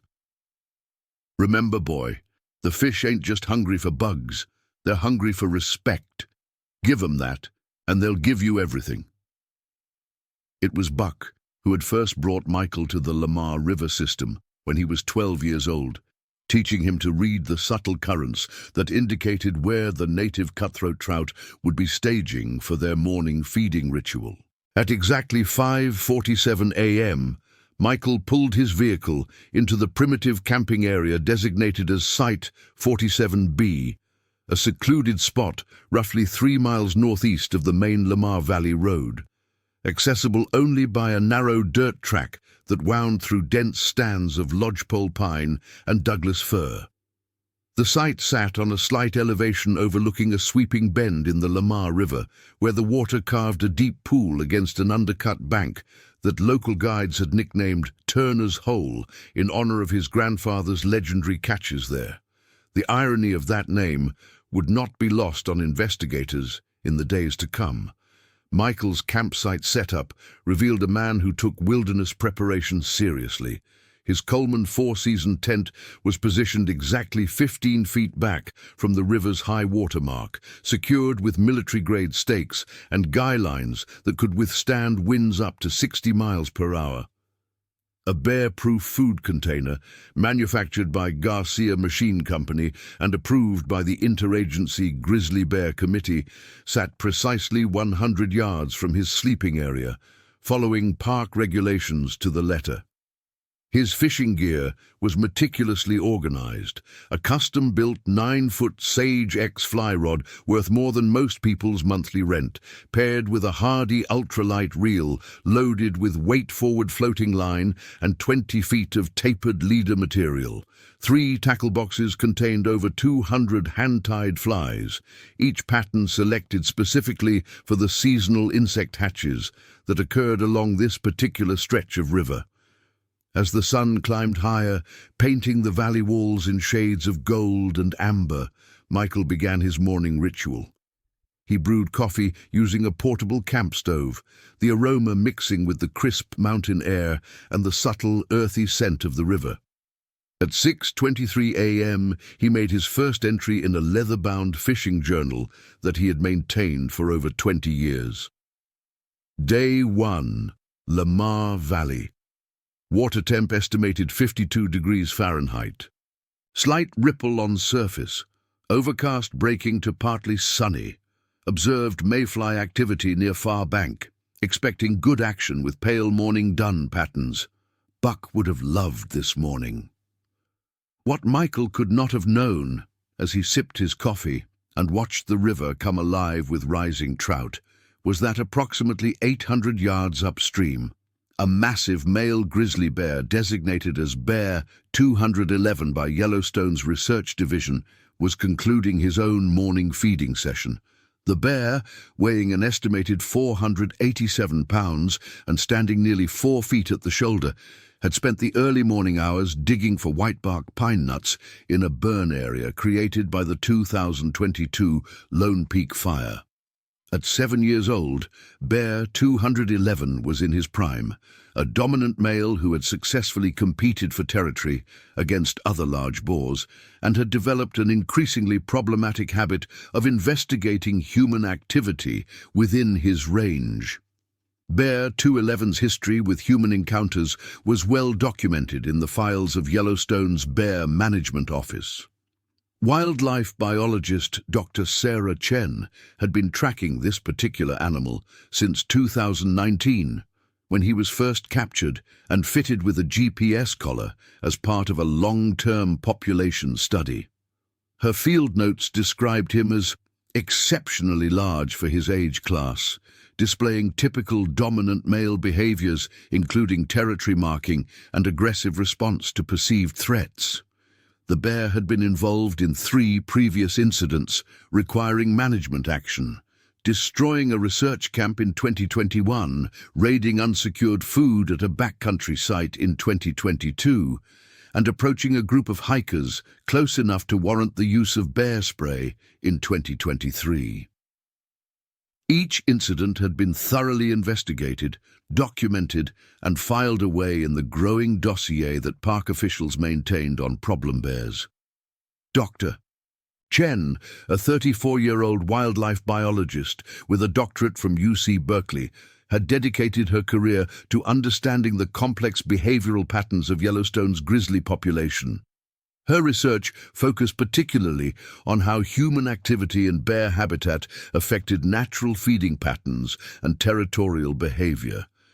She had published extensively on the subject, including a landmark paper in the Journal of Wildlife Management titled Anthropogenic Influences on Ursus arctos Behavior in Protected Ecosystems.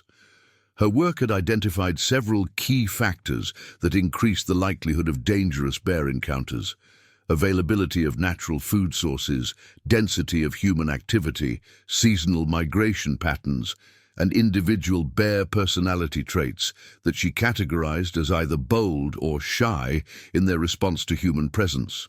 On the morning of August 14th, Dr. Chen was conducting her routine telemetry monitoring from her field station located 12 miles south of Michael's campsite.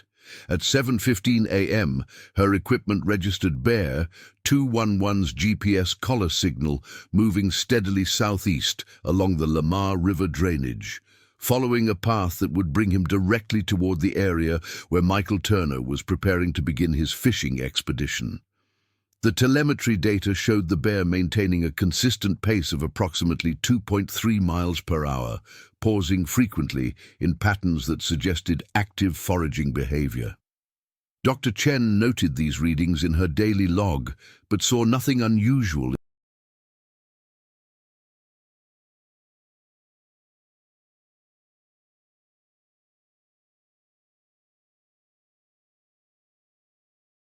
in the bear's movement pattern, as this corridor represented part of his established territory that he traversed regularly throughout the summer months.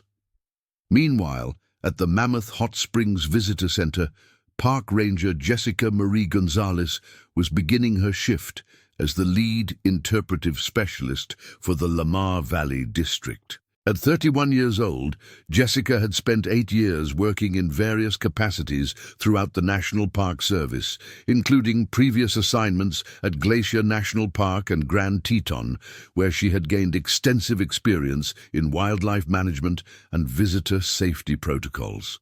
Her personnel file contained commendations for her handling of several dangerous situations, including a 2021 incident where she successfully evacuated a family group from an aggressive black bear encounter using non-lethal deterrent methods.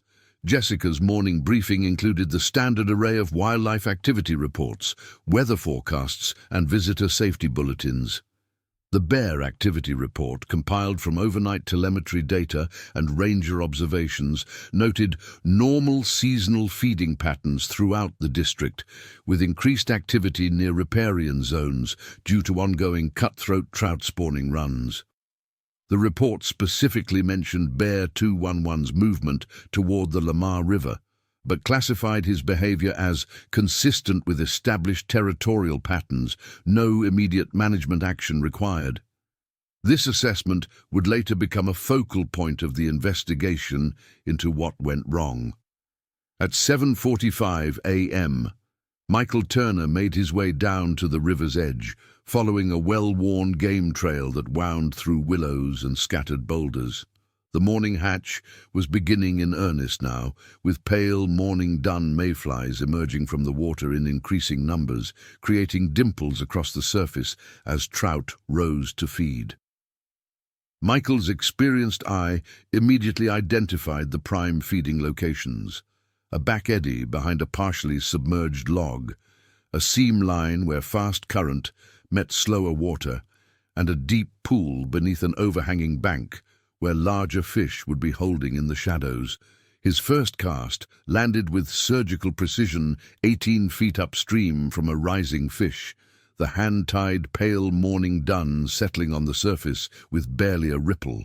The take was immediate and violent, the rod tip bending into a deep arc as a native cutthroat trout of approximately 16 inches fought desperately for freedom. Michael's pulse quickened as he worked the fish through its runs, feeling the familiar surge of adrenaline that had kept him returning to these waters for 3 decades. After a careful 5-minute battle, he brought the trout to his net, admiring the brilliant orange and red slashes beneath its jaw that marked it as a true native of these waters. The process of photographing and releasing the fish took another 10 minutes, during which Michael followed the strict catch-and-release protocols that were mandatory throughout this section of the park. He wetted his hands before handling the trout, minimized air exposure, and used barbless hooks to reduce injury. As he watched the fish swim strongly back toward the depths, he felt the profound satisfaction that came from participating in the ancient dance between angler and quarry, while ensuring the resource would remain intact for future generations. By 9:30 a.m., Michael had successfully landed and released 7 trout, ranging in size from 12 to 18 inches, each one a testament to the pristine condition of this watershed. His fishing journal entries became increasingly detailed as the morning progressed.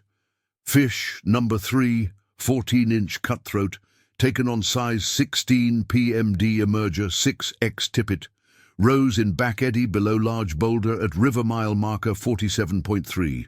Strong fighter jumped twice, released after brief photo session. Water clarity excellent, visibility to 6 feet in deeper pools. What Michael failed to notice, focused as he was on the technical aspects of his angling, was that he was being watched. Bear 211 had arrived at a position approximately 200 yards upstream at 8:52 a.m., drawn by the scent signature that all humans carried and that his powerful olfactory system could detect from over a mile away under the right wind conditions. The bear had positioned himself behind a cluster of large granite boulders that provided excellent concealment while offering an unobstructed view of the human activity below. Bear behavior experts would later analyze this initial surveillance period as classic predatory assessment behavior. Unlike the more common defensive encounters that occurred when bears were surprised or protecting cubs, Bear 211's approach showed all the hallmarks of a calculated evaluation of a potential threat or resource. The bear remained motionless for extended periods, using his exceptional vision to study Michael's movements and patterns. Grizzly bears possess visual acuity roughly equivalent to human capability, and Bear 211 would have been able to observe details of Michael's fishing technique, equipment, and positioning from his concealed vantage point. During this observation period, several other factors were aligning to create the perfect storm of circumstances that would lead to tragedy. The wind direction had shifted from its typical morning pattern, now flowing upstream along the river corridor, carrying Michael's scent directly toward the bear's position. Additionally, the increasing activity of feeding trout was creating vibrations in the water that traveled through the substrate, providing auditory information to Bear 211 about the location and intensity of the disturbance below. At 10:15 a.m., Michael decided to move downstream to a section of river that his grandfather had always called the Honey Hole, a deep pool formed where Specimen Creek entered the main stem of the Lamar River. This location required crossing a marshy area, thick with willows and sedges, terrain that would limit visibility to less than 10 feet in some areas. As he gathered his equipment and began the trek toward this new fishing location, Michael was unaware that his movement had triggered a corresponding response from Bear 211. The bear began moving downstream as well, but rather than following the obvious route along the riverbank, he chose a path that ran roughly parallel through the dense forest of lodgepole pine and Douglas fir that covered the valley slopes. This route would allow him to maintain concealment while keeping the human under observation, a hunting technique that grizzly bears had perfected over thousands of years of evolution. Wildlife cameras placed throughout the area as part of Dr. Chen's research project would later capture fragments of this approach, providing investigators with a partial timeline of Bear 211's movements during the critical period leading up to the encounter. As Michael worked his way through the willows toward his new fishing spot, he paused several times to disentangle his fly rod from overhanging branches and to navigate around the deeper channels that crisscrossed the marshy area. At 10:28 a.m., he stopped completely to change his fly selection, believing that the different water conditions at the confluence would require a different presentation. He selected a size 14 Adams dry fly, a classic pattern that imitated several different mayfly species and had proven effective in similar water conditions throughout his fishing career. During this brief pause, Michael experienced what he would later describe in his journal as an odd feeling, like being watched. This sensation, which evolutionary biologists recognize as an ancient survival mechanism inherited from our prehistoric ancestors, prompted him to scan his surroundings more carefully. However, the thick vegetation and the natural sounds of the river masked any signs of Bear 211's presence. Michael shook off the feeling, attributing it to the natural hypervigilance that experienced outdoorsmen develop after years in the wilderness, and continued toward his fishing destination. Bear 211, meanwhile, had closed the distance to approximately 75 yards and was now positioned in a grove of mature Douglas fir trees that offered multiple concealment options while maintaining clear sightlines to the marshy area where Michael was moving. The bear's behavior during this phase showed characteristics that wildlife experts classify as investigative stalking, a precursor to either aggressive or defensive action, depending on how the situation developed. His body language, as captured by trail cameras, showed the classic signs of a bear assessing a potential threat. Head held high to maximize scent collection, ears rotating to pinpoint auditory information, and frequent pauses to process sensory data. At 10:42 a.m., Michael emerged from the willows at the confluence of Specimen Creek and the Lamar River, immediately recognizing why his grandfather had been so fond of this particular location. The creek had carved a deep channel as it entered the main river, creating a natural plunge pool that was easily 8 feet deep and perhaps 20 feet across. The current differential where the two water sources met had created a foam line that concentrated insects and provided an ideal feeding station for large trout. Even from his position on the bank, Michael could see the shadowy forms of several substantial fish holding in the deeper water. His first cast into this new location was immediately successful, hooking into what felt like the largest trout of the day. The fish fought with the desperate strength that comes from living in fast water, making several powerful runs that stripped line from his reel and tested both his equipment and his skill. After an 8-minute battle that took him downstream nearly 50 yards, Michael successfully netted a beautiful male cutthroat that measured just over 19 inches. Its spawning colors brilliant in the morning sunlight. As he admired the fish and prepared to take photographs, Michael was completely absorbed in the moment, his attention focused entirely on the magnificent trout in his hands. This intense concentration, while natural for any angler who had just landed the fish of a lifetime, meant that he was effectively oblivious to his surroundings during a critical period when Bear 211 was making his final approach. The bear had used Michael's movement downstream as an opportunity to close the remaining distance, moving through the forest with the surprising stealth that allows a 487-pound predator to approach within striking distance undetected.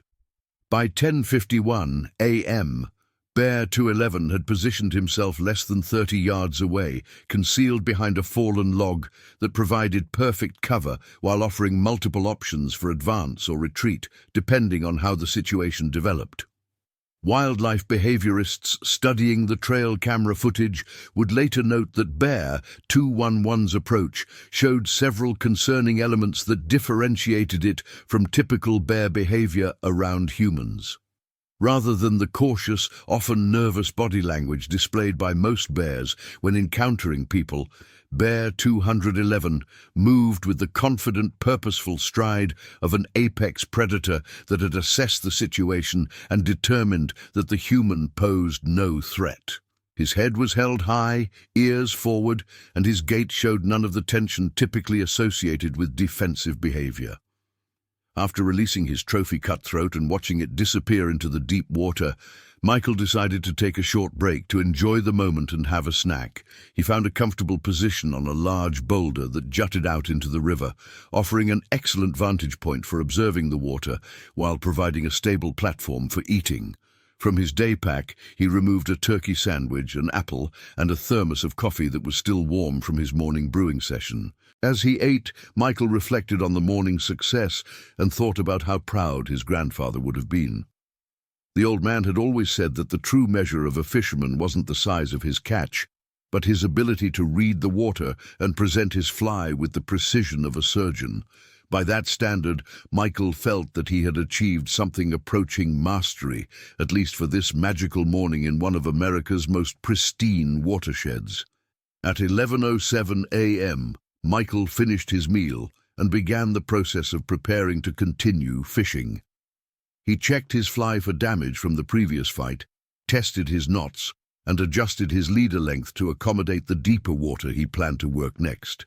As he stood up from the boulder and turned to make his first cast into a promising run near the far bank, he became aware of a sound that didn't belong in the natural symphony of the river environment. The sound was subtle at first, like the breaking of a small branch or the displacement of rocks, but it came from directly behind his position rather than from the natural direction of wildlife movement along the riverbank. Michael's subconscious mind, trained by decades of wilderness experience, recognized this as potentially significant even before his conscious mind had fully processed the information. He paused with his rod held ready, listening intently while scanning the tree line behind his position. For several seconds, the forest seemed to hold its breath. The natural sounds of birds, squirrels, and insects that had provided a constant background chorus throughout the morning suddenly ceased, creating the kind of unnatural silence that experienced woodsmen recognize as a sign of danger. Michael felt his pulse quicken and the hair on the back of his neck rise as his body's ancient warning systems activated in response to stimuli that he could not yet identify. Bear 211, sensing that his presence had been detected, remained completely motionless behind the fallen log, relying on his natural camouflage and the human tendency to dismiss uncertain threats. The bear's dark brown coat blended perfectly with the shadows and dead wood of the forest floor, and his decades of experience avoiding human detection served him well during this critical moment. However, his intensive focus on Michael's position meant that he was committed to the encounter in a way that would make peaceful retreat increasingly unlikely. At 11:09 a.m., Michael made the decision that would ultimately cost him his life. Rather than immediately leaving the area in response to his instinctive warning signals, he convinced himself that the unusual sounds had been caused by natural wildlife activity, perhaps an elk or deer moving through the forest. This rationalization, while understandable given the context of a normal fishing trip in a national park, ignored the fundamental survival principle that his grandfather had tried to instill in him. When in doubt, trust your instincts and remove yourself from potential danger. Michael resumed his fishing, making several casts into the deep water near the far bank. However, his concentration was no longer complete, and his casts lacked the precision that had characterized his earlier success. Some part of his mind remained focused on the forest behind him, creating a state of divided attention that both reduced his fishing effectiveness and paradoxically made him less aware of the genuine threat that was developing. At 11:14 a.m., Bear 211 made his next move. The bear rose from his concealed position behind the fallen log and began a slow, deliberate advance toward Michael's location. This was no longer investigative behavior or territorial posturing. The bear's body language had shifted into what experts recognize as predatory approach mode. His head was lowered slightly, his ears were pinned back against his skull, and his movements showed the fluid, purposeful stride of a predator closing in on prey.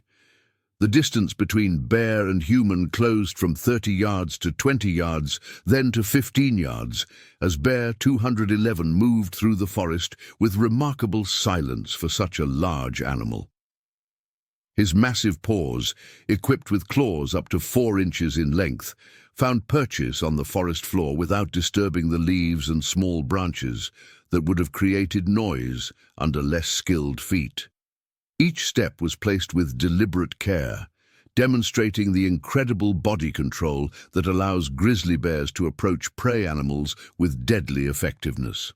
Michael, still focused primarily on his fishing, remained unaware of the approaching danger until Bear 211 was less than 10 yards away. At that point, some combination of sound, scent, or simply the presence of such a massive predator penetrated his concentration and caused him to turn around. What he saw in that moment would have challenged the composure of even the most experienced outdoorsman. A mature male grizzly bear, standing nearly 4 feet tall at the shoulder and weighing close to 500 pounds, positioned in a classic predatory stance less than 30 feet away. The initial reaction of both human and bear to this sudden direct confrontation was a moment of absolute stillness, as if both animals were processing the implications of their face-to-face encounter. Michael's fishing rod remained suspended in his casting position, the fly line still extended over the water, while Bear 211 paused in his advance, perhaps reassessing the situation now that concealment was no longer possible. This moment of mutual recognition lasted approximately 3 seconds, during which both creatures evaluated their options and made the split-second decisions that would determine the outcome of their encounter. Michael's first instinct was to follow the standard bear safety protocol that he had learned and practiced throughout his outdoor career. He began to slowly back away from the bear while avoiding direct eye contact, speaking in a low, calm voice designed to communicate his non-threatening intentions. "Easy, big guy," he said, his voice barely above a whisper. "I'm just fishing here. I'm going to move away slowly, and you can have all the space you want." These words, spoken with the kind of measured calm that comes from years of wilderness experience, represented Michael's attempt to de-escalate what he still hoped could be resolved as a routine wildlife encounter. Bear 211's response to Michael's attempted retreat was immediate and unambiguous. Rather than accepting the opportunity to avoid conflict, the bear took 2 quick steps forward, closing the distance to less than 20 feet, while emitting a low growl that seemed to vibrate through the ground itself. This vocalization, which wildlife experts classify as a threat display, served notice that the bear had no intention of allowing Michael to simply walk away from the encounter. The sound was unlike anything that most people ever hear in their lifetime, a deep, rumbling expression of power and aggression that seemed to come from some primordial source. Understanding that his initial strategy had failed, Michael tried to make himself appear larger and more formidable by raising his fishing rod above his head and speaking in a louder, more assertive voice. "Get back!" he shouted, hoping that the sudden increase in apparent size and aggressive vocal display might cause the bear to reconsider his approach. This technique, while appropriate for encounters with black bears, proved to be exactly the wrong response to an already aggressive grizzly bear that had likely interpreted Michael's fishing activities as territorial encroachment. The bear's reaction to Michael's defensive display was swift and decisive. Bear 211 rose up on his hind legs, reaching his full height of approximately 7.5 feet, while emitting a series of vocalizations that ranged from deep growls to sharp huffing sounds. This behavioral display, known as a dominance exhibition, served to demonstrate the bear's overwhelming physical superiority while communicating his intention to control the encounter through intimidation rather than immediate violence. For Michael, seeing the bear at full height was a revelation of just how severely he had underestimated the size and power of his opponent. The animal towered over him like a furry mountain, its massive chest and shoulders rippling with muscles developed through a lifetime of digging, climbing, and fighting for dominance in one of North America's most competitive ecosystems. The bear's claws, clearly visible as he gestured with his front paws, were longer and more formidable than anything Michael had imagined, designed by evolution to tear through tough bark, excavate frozen ground, and, if necessary, disable much larger animals than a 180-pound human. At 11:16 a.m., the situation escalated beyond any possibility of peaceful resolution. Michael, recognizing that retreat was no longer an option and that his life was in immediate danger, reached for the canister of bear spray attached to his belt. This defensive tool, containing concentrated capsaicin derived from hot peppers, was designed to create a temporary but debilitating cloud of irritant that would allow humans to escape from aggressive bears. However, the effectiveness of bear spray depends entirely on proper deployment, adequate range, and favorable wind conditions, none of which were optimal in Michael's current situation. As Michael fumbled with the safety clip on his bear spray canister, Bear 211 dropped back to all fours and began what can only be described as a charge. The bear's acceleration from a standing start was phenomenal, covering the remaining distance to Michael's position in less than 2 seconds at a speed that wildlife experts estimate at approximately 30 miles per hour. This explosive burst of speed, combined with the bear's massive size and momentum, created a situation where even perfect deployment of defensive measures would have been unlikely to prevent contact. Michael managed to discharge his bear spray canister when Bear 211 was approximately 6 feet away, but the angle was wrong, the wind was unfavorable, and the bear's forward momentum was too great to be stopped by the chemical deterrent. The orange cloud of capsaicin-laden spray deployed primarily behind the bear's intended path, creating a barrier that might have been effective if the animal had chosen to retreat, but provided no protection against his continued advance. The initial contact between bear and human occurred at 11:16:34 a.m., based on the timestamp analysis of Michael's emergency GPS beacon, which was activated automatically when the device detected the sudden acceleration and impact consistent with a severe trauma event. Bear 211's first strike was delivered with his right front paw, a blow that connected with Michael's upper torso and sent him flying backwards into the shallow water at the river's edge. The force of this impact, generated by nearly 500 pounds of muscle and bone moving at maximum velocity, was equivalent to being hit by a small automobile. Michael's fishing rod shattered on contact, the custom-built graphite blank snapping into 3 pieces that were scattered across the riverbank.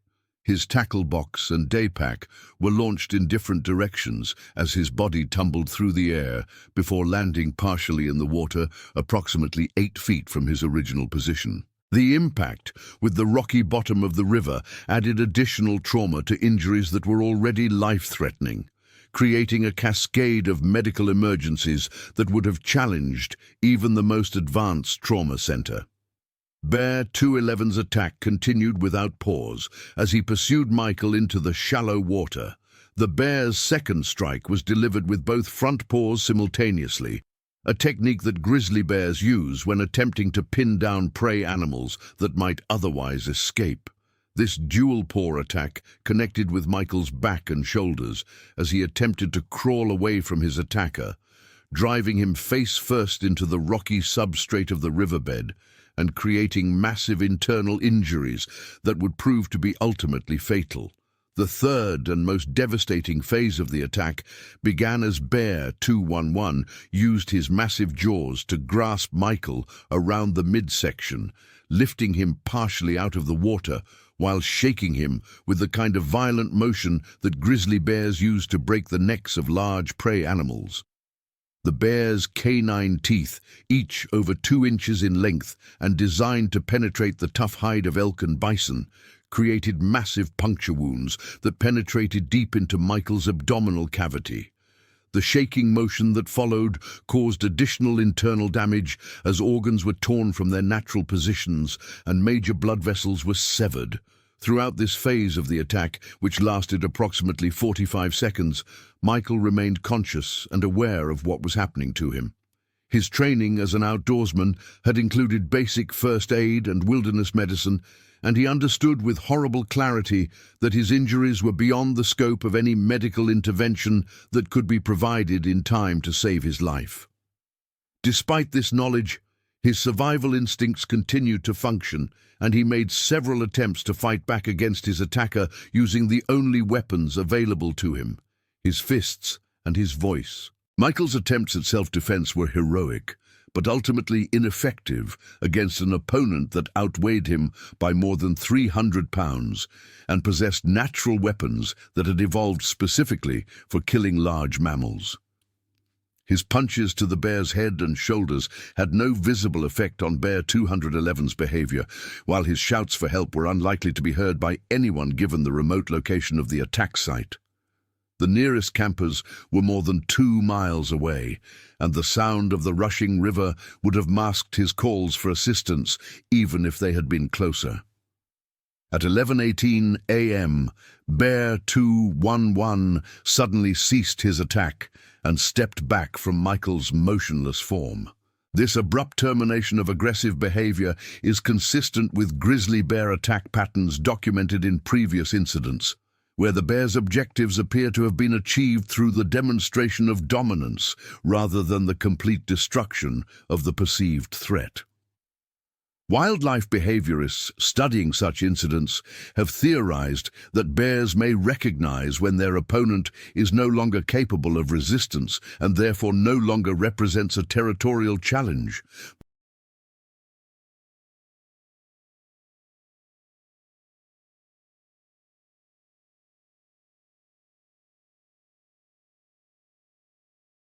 Michael, despite massive trauma and blood loss that would prove fatal within minutes, managed to maintain consciousness long enough to activate the emergency function on his satellite communicator device. This GPS-enabled emergency beacon, manufactured by Garmin and designed specifically for backcountry use, transmitted a distress signal that included his exact coordinates and a brief automated message indicating that he required immediate emergency medical assistance. The device's timestamp records show that the emergency signal was transmitted at 11:18:47 a.m., approximately 4 minutes and 13 seconds after the initial bear contact. The emergency signal from Michael's GPS device was received at the Teton County Search and Rescue Coordination Center in Jackson, Wyoming, at 11:19:02 a.m., triggering an immediate response protocol that had been refined through years of experience with wilderness emergencies throughout the greater Yellowstone ecosystem. The initial alert was processed by dispatcher Jennifer Walsh, a 12-year veteran of emergency services who had handled hundreds of backcountry rescue calls during her career. Her immediate assessment of the GPS coordinates placed the emergency within Yellowstone National Park boundaries, requiring coordination between multiple agencies with jurisdiction over different aspects of the response. Jennifer's first action was to contact the Yellowstone National Park Service Dispatch Center at Mammoth Hot Springs, relaying the GPS coordinates and the automated emergency message to Chief Ranger David Martinez, who was beginning his shift as the incident commander for the park's northern district. Chief Martinez, a 23-year veteran of the National Park Service with extensive experience in wilderness rescue operations, immediately recognized the seriousness of the situation based on the remote location and the fact that the GPS beacon had been activated during daylight hours, when most emergencies involving healthy adults could be resolved without electronic assistance. While these initial communications were taking place, Bear 211 had moved approximately 50 yards away from Michael's position and was observing the scene from a position that provided both concealment and a clear view of any additional human activity in the area. The bear's behavior during this period showed characteristics that wildlife experts classify as territorial guarding, suggesting that he considered Michael's presence to be an ongoing intrusion into his domain rather than a threat that had been permanently eliminated. This behavioral pattern would prove crucial to the rescue response, as it meant that any attempt to reach Michael would likely provoke another aggressive encounter with the same animal that had already demonstrated his willingness to attack humans. Chief Martinez's initial response plan involved dispatching Park Ranger Jessica Gonzalez and her partner, Ranger Thomas Mitchell, to conduct an initial reconnaissance of the emergency site. Both rangers were qualified emergency medical technicians with extensive training in wilderness rescue protocols, and they carried the equipment necessary to provide advanced life support in remote locations. Their instructions were to approach the GPS coordinates cautiously, assess the situation from a safe distance, and report back with information that would guide the deployment of additional resources. Rangers Gonzalez and Mitchell departed from the Lamar Valley Ranger Station at 11:32 a.m., traveling in a specially equipped four-wheel drive vehicle that carried medical supplies, communication equipment, and bear deterrent devices designed for exactly this type of situation. The vehicle's route to Michael's location would require approximately 25 minutes of driving on park roads, followed by at least 15 minutes of hiking through difficult terrain to reach the riverbank, where his GPS beacon was transmitting. This timeline meant that even under the best possible circumstances, professional medical assistance would not reach Michael until after 12:15 p.m., nearly an hour after the bear attack had occurred. During the critical period while rescue personnel were en route, Michael remained conscious but was experiencing the physiological effects of massive blood loss and internal injuries that would have challenged the resources of a major trauma center. His understanding of wilderness medicine told him that his injuries were almost certainly fatal, but his survival instincts continued to function, compelling him to take whatever actions might increase his chances of survival until help could arrive.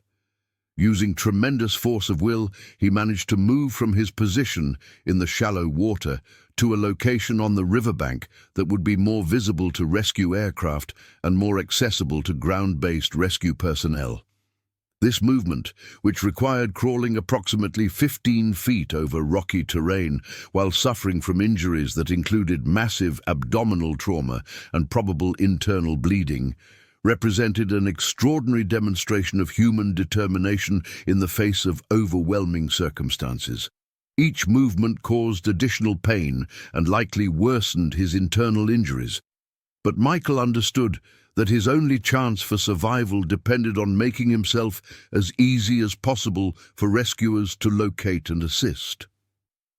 His wilderness experience told him that rescue operations in remote areas often failed not because help was unavailable, but because victims could not be located quickly enough to provide effective medical intervention. At 11:47 a.m., Michael used his satellite communicator to send a second emergency message, this time manually inputting text that provided additional information about his situation. Bear attack, Lamar River confluence, Specimen Creek, massive injuries, need immediate helicopter extraction. This message, transmitted despite his deteriorating condition, provided rescue coordinators with crucial information that allowed them to begin organizing the resources necessary for what was clearly a life-threatening emergency requiring the highest level of medical intervention available in the wilderness environment. The second emergency message was received by dispatcher Jennifer Walsh, who immediately forwarded the additional information to Chief Ranger Martinez and began the process of requesting helicopter support from the park's aviation division. Yellowstone National Park maintained 2 helicopters specifically for emergency rescue operations, but both aircraft were currently deployed on other missions. One conducting a routine supply flight to remote fire lookout stations, and the other assisting with a separate search and rescue operation in the park's southern district. This meant that the nearest available helicopter would have to be requested from external sources, adding significant time to the response timeline. Chief Martinez made the decision to request immediate helicopter support from the Montana Army National Guard, which maintained a base at Fort Harrison near Helena and was equipped with aircraft capable of conducting medical evacuations in remote wilderness areas. The request was processed through a well-established mutual aid agreement between the National Park Service and the Montana National Guard. But the bureaucratic requirements and flight time would mean that helicopter support could not arrive at the scene until at least 1:30 p.m., more than 2 hours after the initial bear attack. While these coordination efforts were taking place, Rangers Gonzalez and Mitchell arrived at the trailhead closest to Michael's GPS coordinates and began the challenging hike through dense forest and marshy terrain toward the Lamar River. Both rangers were experienced in wilderness rescue operations and understood that they were likely responding to a fatality rather than a rescue, given the remote location, the nature of the emergency message, and the time that had elapsed since the initial distress call. However, their training and professional commitment required them to approach every emergency call as if life-saving intervention was still possible. The terrain between the trailhead and Michael's location included several natural obstacles that slowed the rangers' progress, despite their physical fitness and familiarity with the area. A beaver pond required a detour of nearly half a mile to find a safe crossing point, while dense willow thickets forced them to move in single file along game trails that added distance and time to their approach. Both rangers were also carrying approximately 40 pounds of medical equipment, communication gear, and bear deterrent devices, further reducing their hiking speed through the difficult terrain. At 12:03 p.m., Rangers Gonzalez and Mitchell reached a position approximately 200 yards from Michael's GPS coordinates, close enough to begin their tactical approach, but still far enough away to avoid immediate confrontation with any wildlife that might be present at the scene. Standard protocol for potential bear attack responses required the rangers to assume that the animal responsible for the attack was still in the immediate area and likely to respond aggressively to additional human presence. This assumption would prove to be absolutely correct, as Bear 211 was indeed still positioned within 50 yards of Michael's location. Using high-powered binoculars, Ranger Gonzalez was able to observe Michael's position on the riverbank and immediately recognize that they were dealing with a critical medical emergency rather than a routine wilderness accident. Even from a distance of 200 yards, she could see clear evidence of massive trauma and the kind of injuries that were associated with large predator attacks. Her initial assessment, communicated by radio to Chief Martinez, was blunt and professional. "We have a confirmed bear attack victim with life-threatening injuries. Patient appears to be conscious but in severe distress. I can see significant blood loss and obvious trauma to the torso and extremities." The visual confirmation of a bear attack triggered additional response protocols that had been developed through years of experience with similar incidents throughout the greater Yellowstone ecosystem.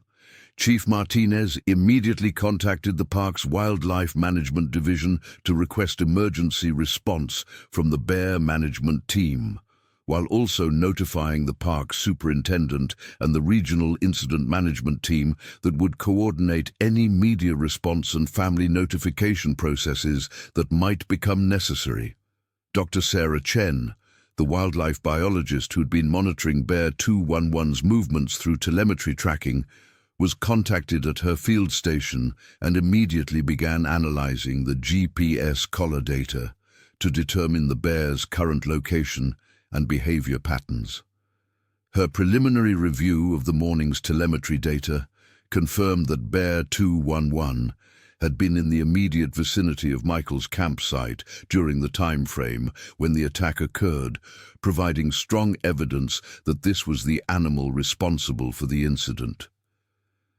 This information was crucial for planning the rescue approach, as it allowed rangers to predict the bear's likely response to human activity in the area.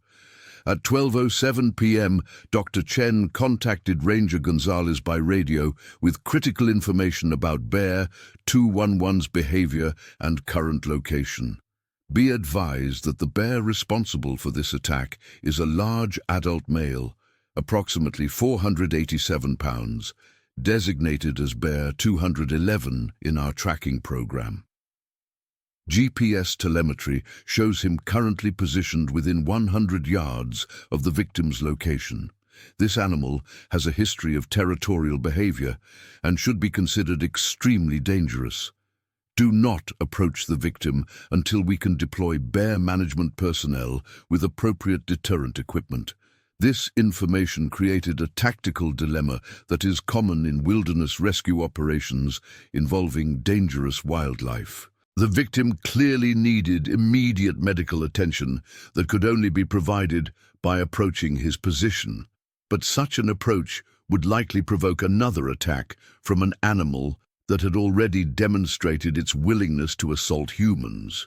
The solution would require careful coordination between medical personnel and wildlife management specialists, using techniques that had been developed through previous experience with similar situations.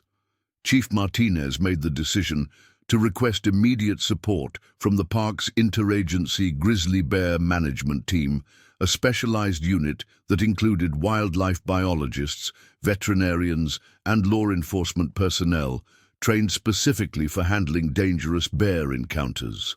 The team maintained equipment that could be used to either relocate or, if necessary, destroy bears that posed immediate threats to human safety.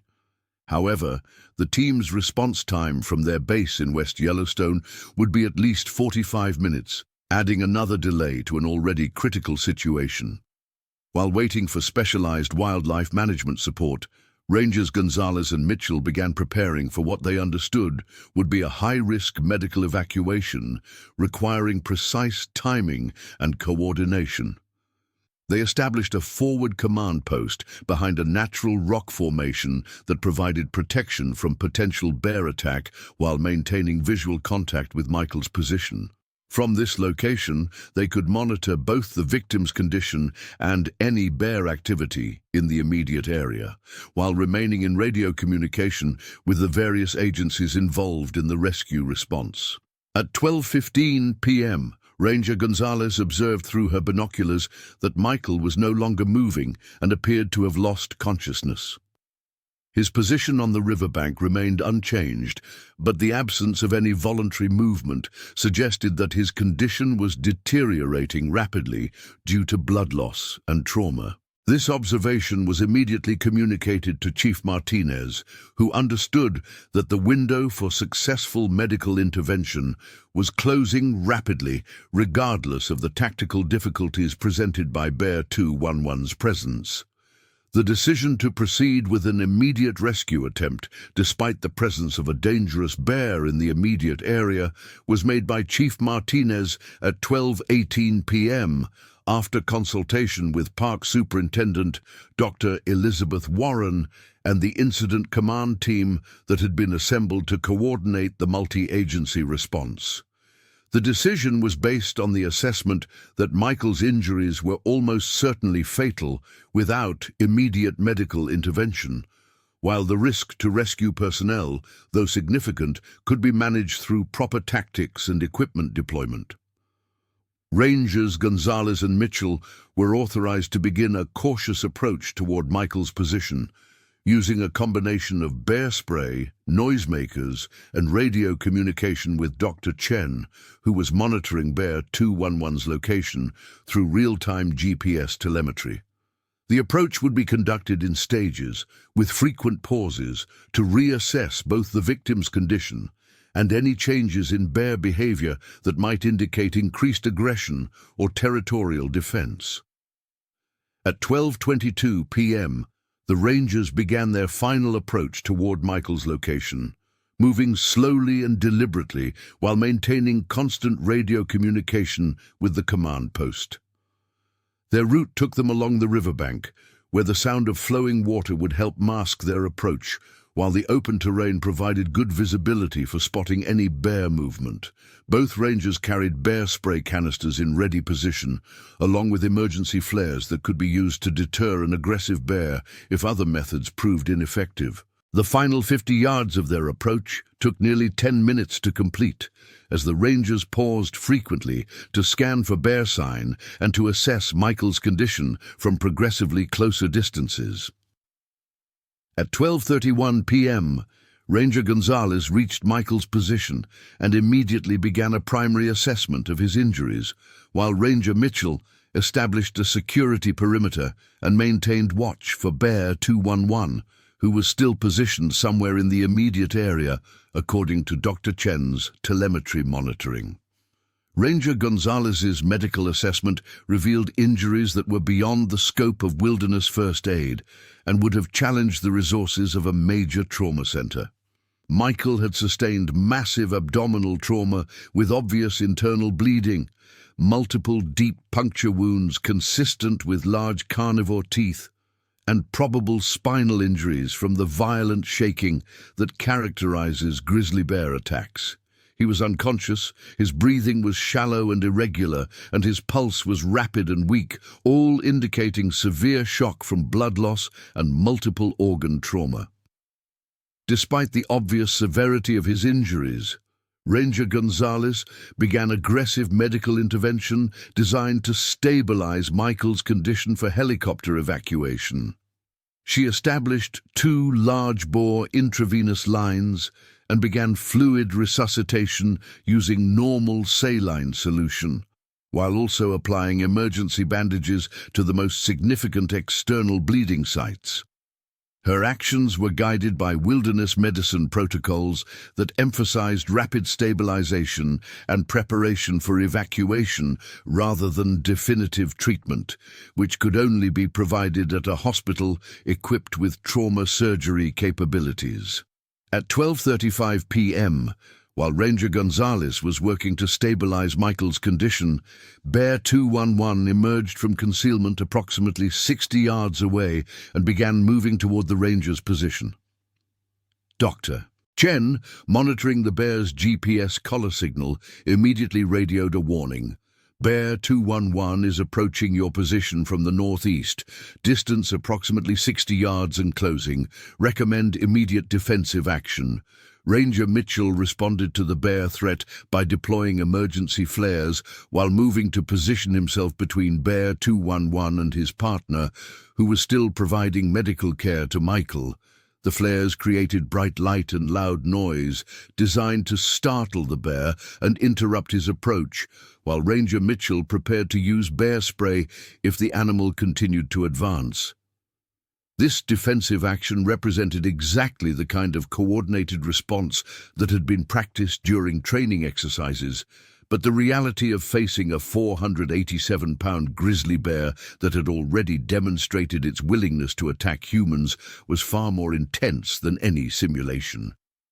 Bear 211's response to the flares was initially positive, as he stopped his advance and appeared to be reconsidering his approach. However, rather than retreating to a safe distance, the bear began circling the Ranger's position at a distance of approximately 40 yards, displaying the kind of territorial behavior that wildlife experts recognize as a precursor to aggressive action. The bear's body language showed clear signs of agitation and territorial defense, including raised hackles, lowered head position, and the distinctive swaggering gait that grizzly bears display when asserting dominance. Understanding that their position was becoming untenable, Chief Martinez made the decision to deploy emergency helicopter support despite the risks associated with operating aircraft in areas where aggressive wildlife was present.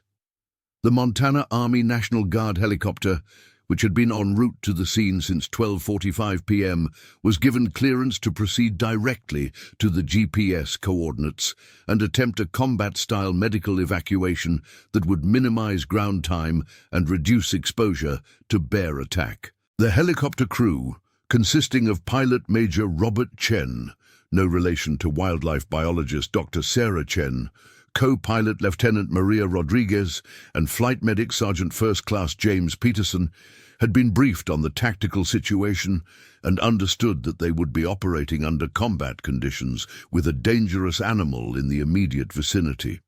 Their aircraft, a UH-60 Black Hawk configured for medical evacuation, carried medical equipment equivalent to a mobile intensive care unit and was crewed by personnel with extensive experience in high-risk rescue operations. At 1:02 p.m., the helicopter arrived at the scene and immediately began a tactical approach designed to maximize safety while providing rapid medical evacuation for Michael. The aircraft's downwash and engine noise had an immediate effect on Bear 211, who retreated approximately 100 yards but remained visible in the tree line, clearly agitated by the mechanical intrusion into his territory. This reaction provided the tactical advantage that rescue personnel needed to complete their medical evacuation without direct confrontation with the bear. Flight Medic Sergeant Peterson was lowered to the ground via rescue hoist and immediately took over Michael's medical care from Ranger Gonzalez. His assessment confirmed the severity of the injuries and the critical nature of Michael's condition, which had deteriorated significantly during the 45 minutes since the Rangers had first reached his position. Michael was now unconscious, his vital signs were unstable, and he was showing clear evidence of advancing shock that would prove fatal without immediate surgical intervention. The process of preparing Michael for helicopter evacuation required approximately 8 minutes, during which Sergeant Peterson established additional intravenous access, administered emergency medications to support blood pressure and heart function, and secured Michael to a specialized rescue stretcher designed for helicopter transport. Throughout this period, Bear 211 remained visible at the edge of the forest, his behavior suggesting continued territorial defense and possible preparation for renewed, aggressive action if the human activity continued much longer. At 1:11 p.m., Michael was successfully hoisted into the helicopter, and the aircraft began immediate transport to Eastern Idaho Regional Medical Center in Idaho Falls, the nearest hospital equipped with trauma surgery capabilities and the resources necessary to treat the kind of injuries associated with large predator attacks. The flight time to the hospital was estimated at 38 minutes, during which Sergeant Peterson would continue aggressive medical intervention designed to maintain Michael's vital signs and prevent further deterioration of his condition. The helicopter's departure marked the end of the immediate rescue phase, but the beginning of a complex medical and investigative process that would continue for weeks. Bear 211 remained in the area for approximately 20 minutes after the helicopter's departure, investigating the scents and disturbances left by the rescue operation before finally moving away from the river corridor toward his normal territorial range in the higher elevation forests of the Absaroka Range. Chief Martinez established a crime scene perimeter around the attack site and began the process of documenting evidence that would be crucial for the investigation into what had caused this tragic encounter between human and wildlife. The site contained clear evidence of the violent struggle that had taken place, including blood evidence, damaged equipment, and bear sign that would provide investigators with detailed information about the sequence of events that had led to the attack. Dr. Sarah Chen arrived at the attack site at 1:45 p.m., accompanied by a team of wildlife biologists and bear management specialists who would conduct a thorough investigation of Bear 211's behavior and the environmental factors that might have contributed to the aggressive encounter. Their preliminary examination of the evidence confirmed that this had been a predatory attack rather than a defensive encounter, based on the pattern of injuries, the duration of the assault, and the bear's behavior both during and after the incident. The evidence collected at the scene included photographs of bear tracks, scat samples that would be analyzed for DNA confirmation, hair samples recovered from Michael's clothing and equipment, and detailed measurements of the damage patterns that would help reconstruct the sequence of events.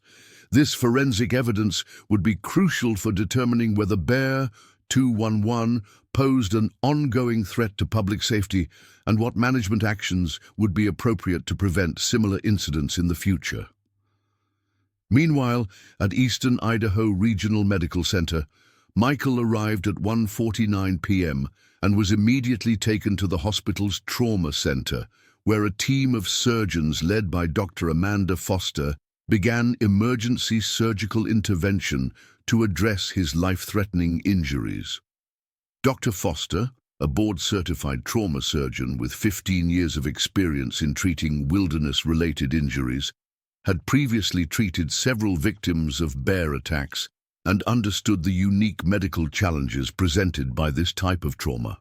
The surgical team's initial assessment revealed injuries that were even more severe than had been apparent in the field. Michael had sustained massive internal bleeding from multiple organ injuries, including damage to his liver, spleen, and intestines that would require extensive surgical repair.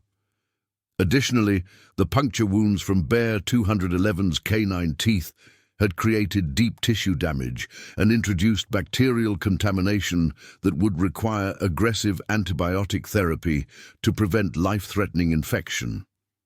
Dr. Foster's team worked for over 4 hours to repair the internal damage and stabilize Michael's condition, but the extent of his injuries and the time that had elapsed between the attack and the beginning of definitive medical treatment presented insurmountable challenges. Despite the heroic efforts of the medical team and the use of every available resource, Michael Turner succumbed to his injuries at 6:23 p.m. on August 14, 2024, approximately 7 hours after the bear attack that had cost him his life. The official cause of death, as determined by the Ada County Coroner's Office, was massive internal bleeding secondary to multiple trauma from a large carnivore attack. The coroner's report noted that Michael's injuries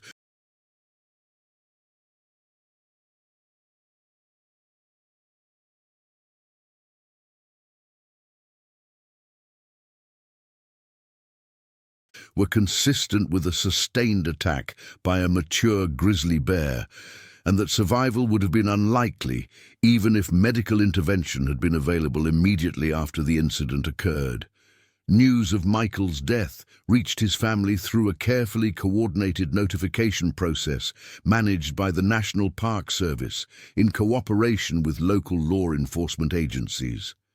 His ex-wife, Jennifer Turner, and their 2 teenage children, Sarah and Michael Jr., were notified by Bozeman Police Department officers who had been trained specifically for delivering this type of tragic news. The family's grief was compounded by the sudden and violent nature of Michael's death, which occurred during what should have been a routine fishing trip in one of America's most carefully managed wilderness areas. The media response to Michael's death was immediate and intense, with news outlets throughout the region focusing on the dramatic circumstances of the attack and the broader implications for wilderness safety in bear country. The story was picked up by national media within hours of the official announcement, leading to widespread discussion about the risks associated with outdoor recreation in areas inhabited by large predators and the effectiveness of current wildlife management policies. Park Superintendent Dr. Elizabeth Warren held a press conference on the evening of August 14th to provide official information about the incident and to address public concerns about safety in Yellowstone National Park. Her statement emphasized that bear attacks remain extremely rare events, with this being only the third fatal bear attack in Yellowstone's recorded history, but acknowledged that the incident raised important questions about human-wildlife interaction in protected ecosystems. The investigation into the circumstances surrounding Michael's death was led by a multi-agency team that included the National Park Service, the U.S. Fish and Wildlife Service, the Montana Department of Fish, Wildlife and Parks, and wildlife experts from several universities. The team's mandate was to determine what factors had contributed to the attack, whether Bear 211 posed an ongoing threat to public safety, and what changes in policy or management practices might help prevent similar tragedies in the future. Initial findings from the investigation confirmed that Bear 211 had been the animal responsible for Michael's death, based on DNA analysis of hair and saliva samples recovered from the victim's clothing and equipment. The bear's GPS collar data provided a detailed timeline of his movements on the morning of August 14th, confirming that he had been in the immediate vicinity of Michael's campsite during the critical period when the attack occurred. The investigation also revealed several factors that may have contributed to the aggressive encounter. Bear 211 had been experiencing increased difficulty finding natural food sources due to a late spring that had delayed the emergence of many plant species that normally comprised a significant portion of his diet. Additionally, the bear's previous encounters with humans had conditioned him to associate human activity with potential food sources, a behavioral modification that wildlife experts recognize as extremely dangerous for both bears and people.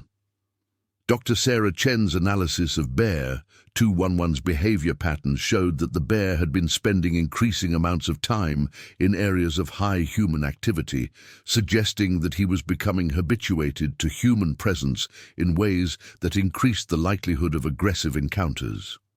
This habituation process, combined with the bear's natural territorial instincts and his exceptional size and dominance within the local bear population, had created a situation where violent conflict with humans was perhaps inevitable. The question of what to do about Bear 211 became a focal point of intense debate among wildlife managers, conservationists, and the general public. Traditional wildlife management protocols called for the immediate destruction of any bear that had killed a human, based on the principle that such animals posed an unacceptable risk to public safety. However, some wildlife advocates argued that Bear 211's behavior was a natural response to human encroachment into his territory, and that destroying him would not address the underlying issues that had led to the tragic encounter. After extensive consultation with wildlife experts and careful consideration of all available evidence, park officials made the decision that Bear 211 would have to be destroyed as a threat to public safety. The decision was based primarily on the predatory nature of his attack on Michael, the bear's history of problematic encounters with humans, and the assessment that his behavior patterns made future aggressive encounters highly likely if he remained in the wild.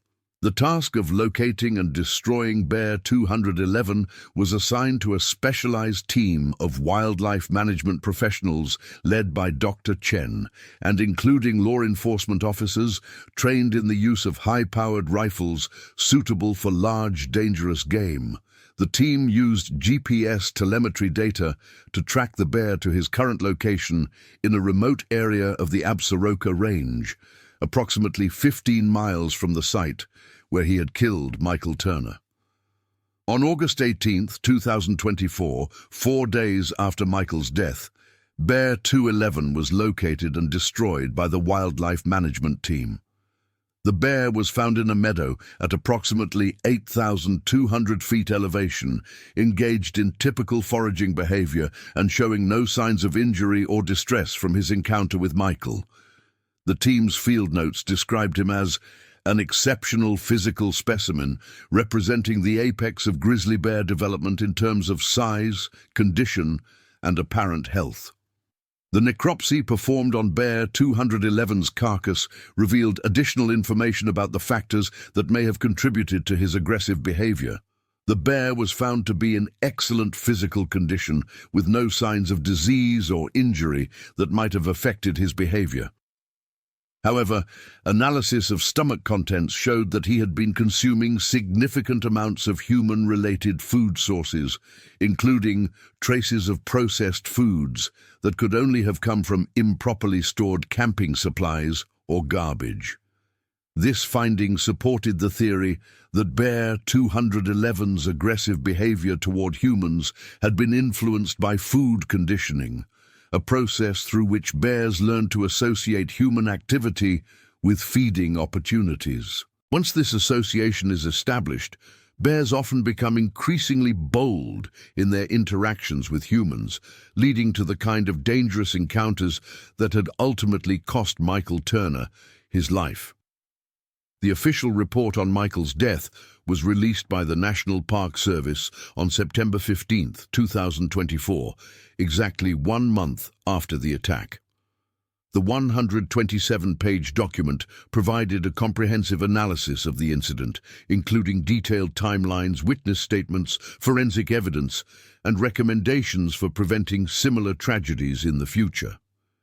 The report concluded that Michael had followed appropriate wilderness safety protocols, but had been the victim of an unpredictable encounter with an exceptionally large and aggressive bear that had become conditioned to seek food sources associated with human activity.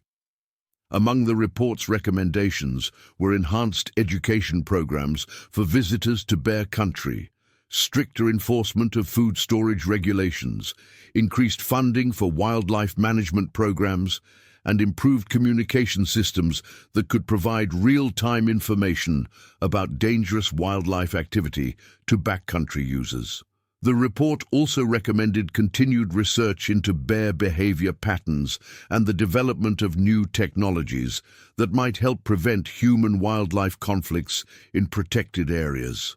Michael Turner's funeral was held on August 22, 2024, at the First Presbyterian Church in Bozeman, Montana, with over 400 people attending to pay their respects to a man who had been beloved by his family, respected by his colleagues, and admired by the fishing community throughout the region.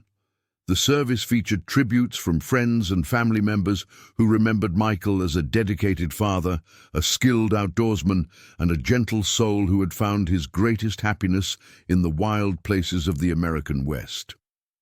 His fishing buddies established the Michael Turner Memorial Fund to support wilderness safety education and bear research programs throughout the greater Yellowstone ecosystem. The fund's mission statement reflected Michael's own philosophy about outdoor recreation to ensure that future generations can safely enjoy the wild places that define our heritage while respecting the wildlife that calls these places home. Within 6 months of its establishment, the fund had raised over $150,000 for research and education programs.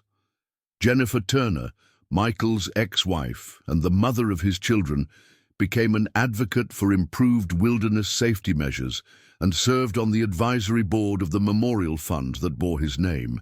In interviews with media outlets, she emphasized that Michael would not have wanted his death to result in the demonization of bears or the restriction of public access to wild areas. Instead, she hoped that his tragedy might lead to better understanding of how humans and wildlife could coexist safely in shared landscapes. The psychological impact of Michael's death extended far beyond his immediate family, to include the rescue personnel, medical staff, and investigators who had been involved in the response to his attack.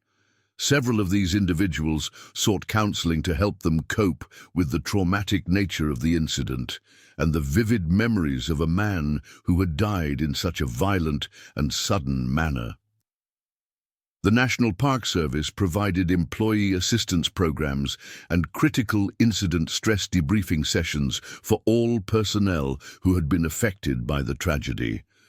Ranger Jessica Gonzalez, who had been among the first responders to reach Michael's position, struggled particularly with feelings of guilt and helplessness related to her inability to provide effective medical assistance given the severity of his injuries and the tactical constraints imposed by Bear 211's presence. Her supervisor, Chief Ranger Martinez, arranged for her to receive specialized counseling from professionals experienced in treating trauma-related stress among emergency responders.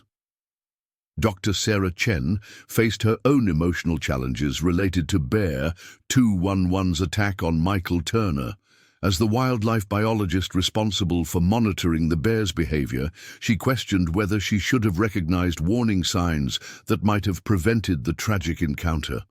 Her review of Bear 211's GPS tracking data revealed no obvious behavioral anomalies that would have triggered management action, but the knowledge that she had been studying the animal that killed Michael Turner created a burden of responsibility that proved difficult to bear. The broader scientific community responded to Michael's death by intensifying research into human-bear interactions and the factors that contribute to aggressive encounters in wilderness areas. Several universities initiated new studies examining the relationship between bear habituation to human presence and the likelihood of dangerous encounters, while federal agencies increased funding for research into bear behavior modification and conflict prevention strategies. One particularly significant research project, funded in part by the Michael Turner Memorial Fund, focused on developing early warning systems that could alert backcountry users to the presence of potentially dangerous bears in their vicinity.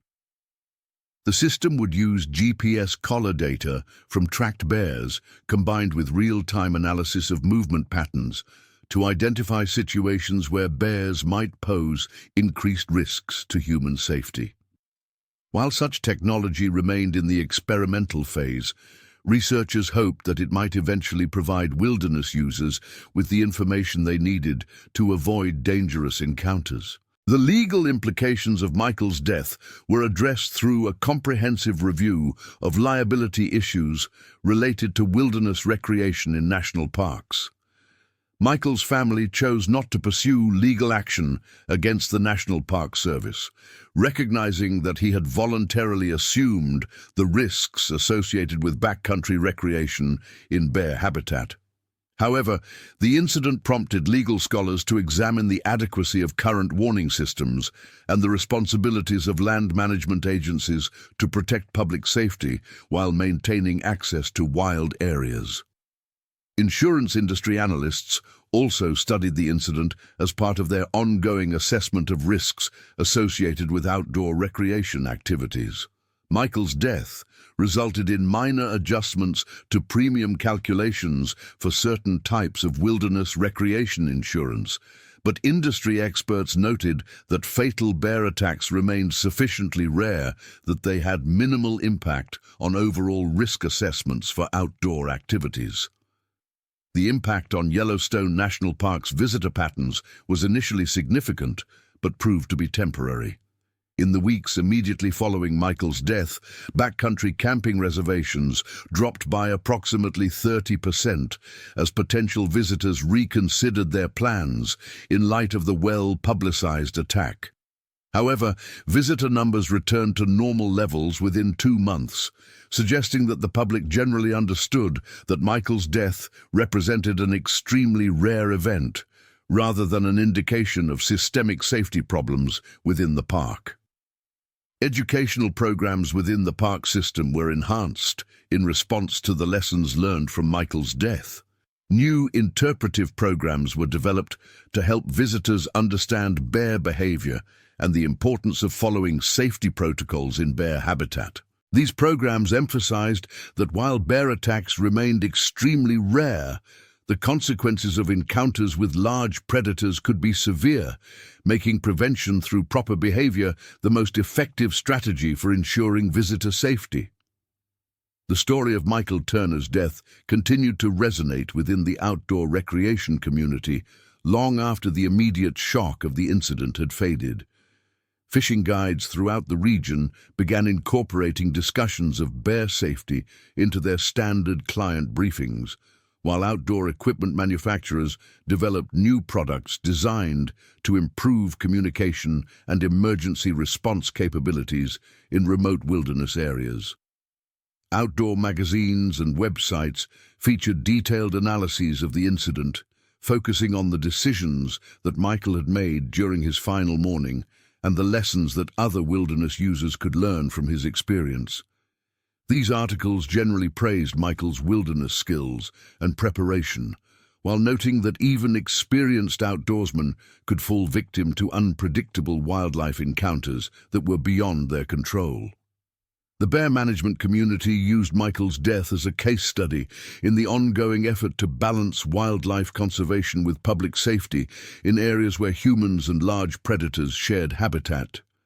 The incident highlighted the challenges faced by wildlife managers, who must make difficult decisions about individual animals that pose potential threats to human safety, while maintaining healthy populations of apex predators that play crucial roles in ecosystem function. Professional guides and outfitters throughout the Greater Yellowstone region implemented enhanced safety protocols in response to the lessons learned from Michael's attack. These measures included improved communication equipment, enhanced bear awareness training for both guides and clients, and modified operating procedures designed to reduce the likelihood of dangerous encounters while maintaining access to prime fishing and hunting areas. The scientific literature on human-bear interactions was enriched by detailed studies of the factors that contributed to Michael's death.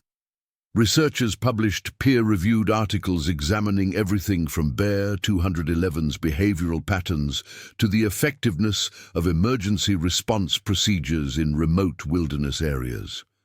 This research contributed to the growing body of knowledge that informs both wildlife management policies and public education programs designed to prevent similar tragedies. 1 year after Michael's death, on August 14, 2025, his family and friends gathered at the Lamar River confluence, where he had died, to dedicate a memorial marker recognizing his love for wild places and his commitment to responsible outdoor recreation.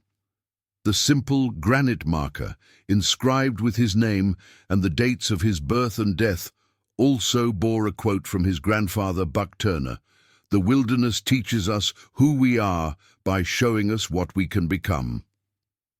The anniversary of Michael's death also marked the publication of a comprehensive book about the incident, written by outdoor journalist David Matthews, and titled The Last Cast: A Bear Attack in America's Premier Wilderness. The book provided a detailed account of Michael's life, his final fishing trip, the attack itself, and the broader implications of human-wildlife conflict in protected areas.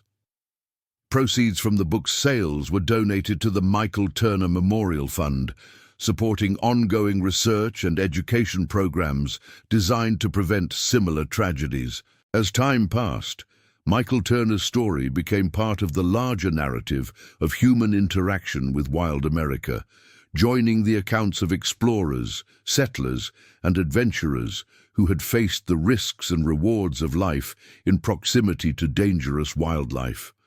His death served as a reminder that despite technological advances and increased scientific understanding, the wilderness retained its capacity for sudden violence, and that those who ventured into wild places did so with the understanding that they were entering domains where humans were not the dominant species.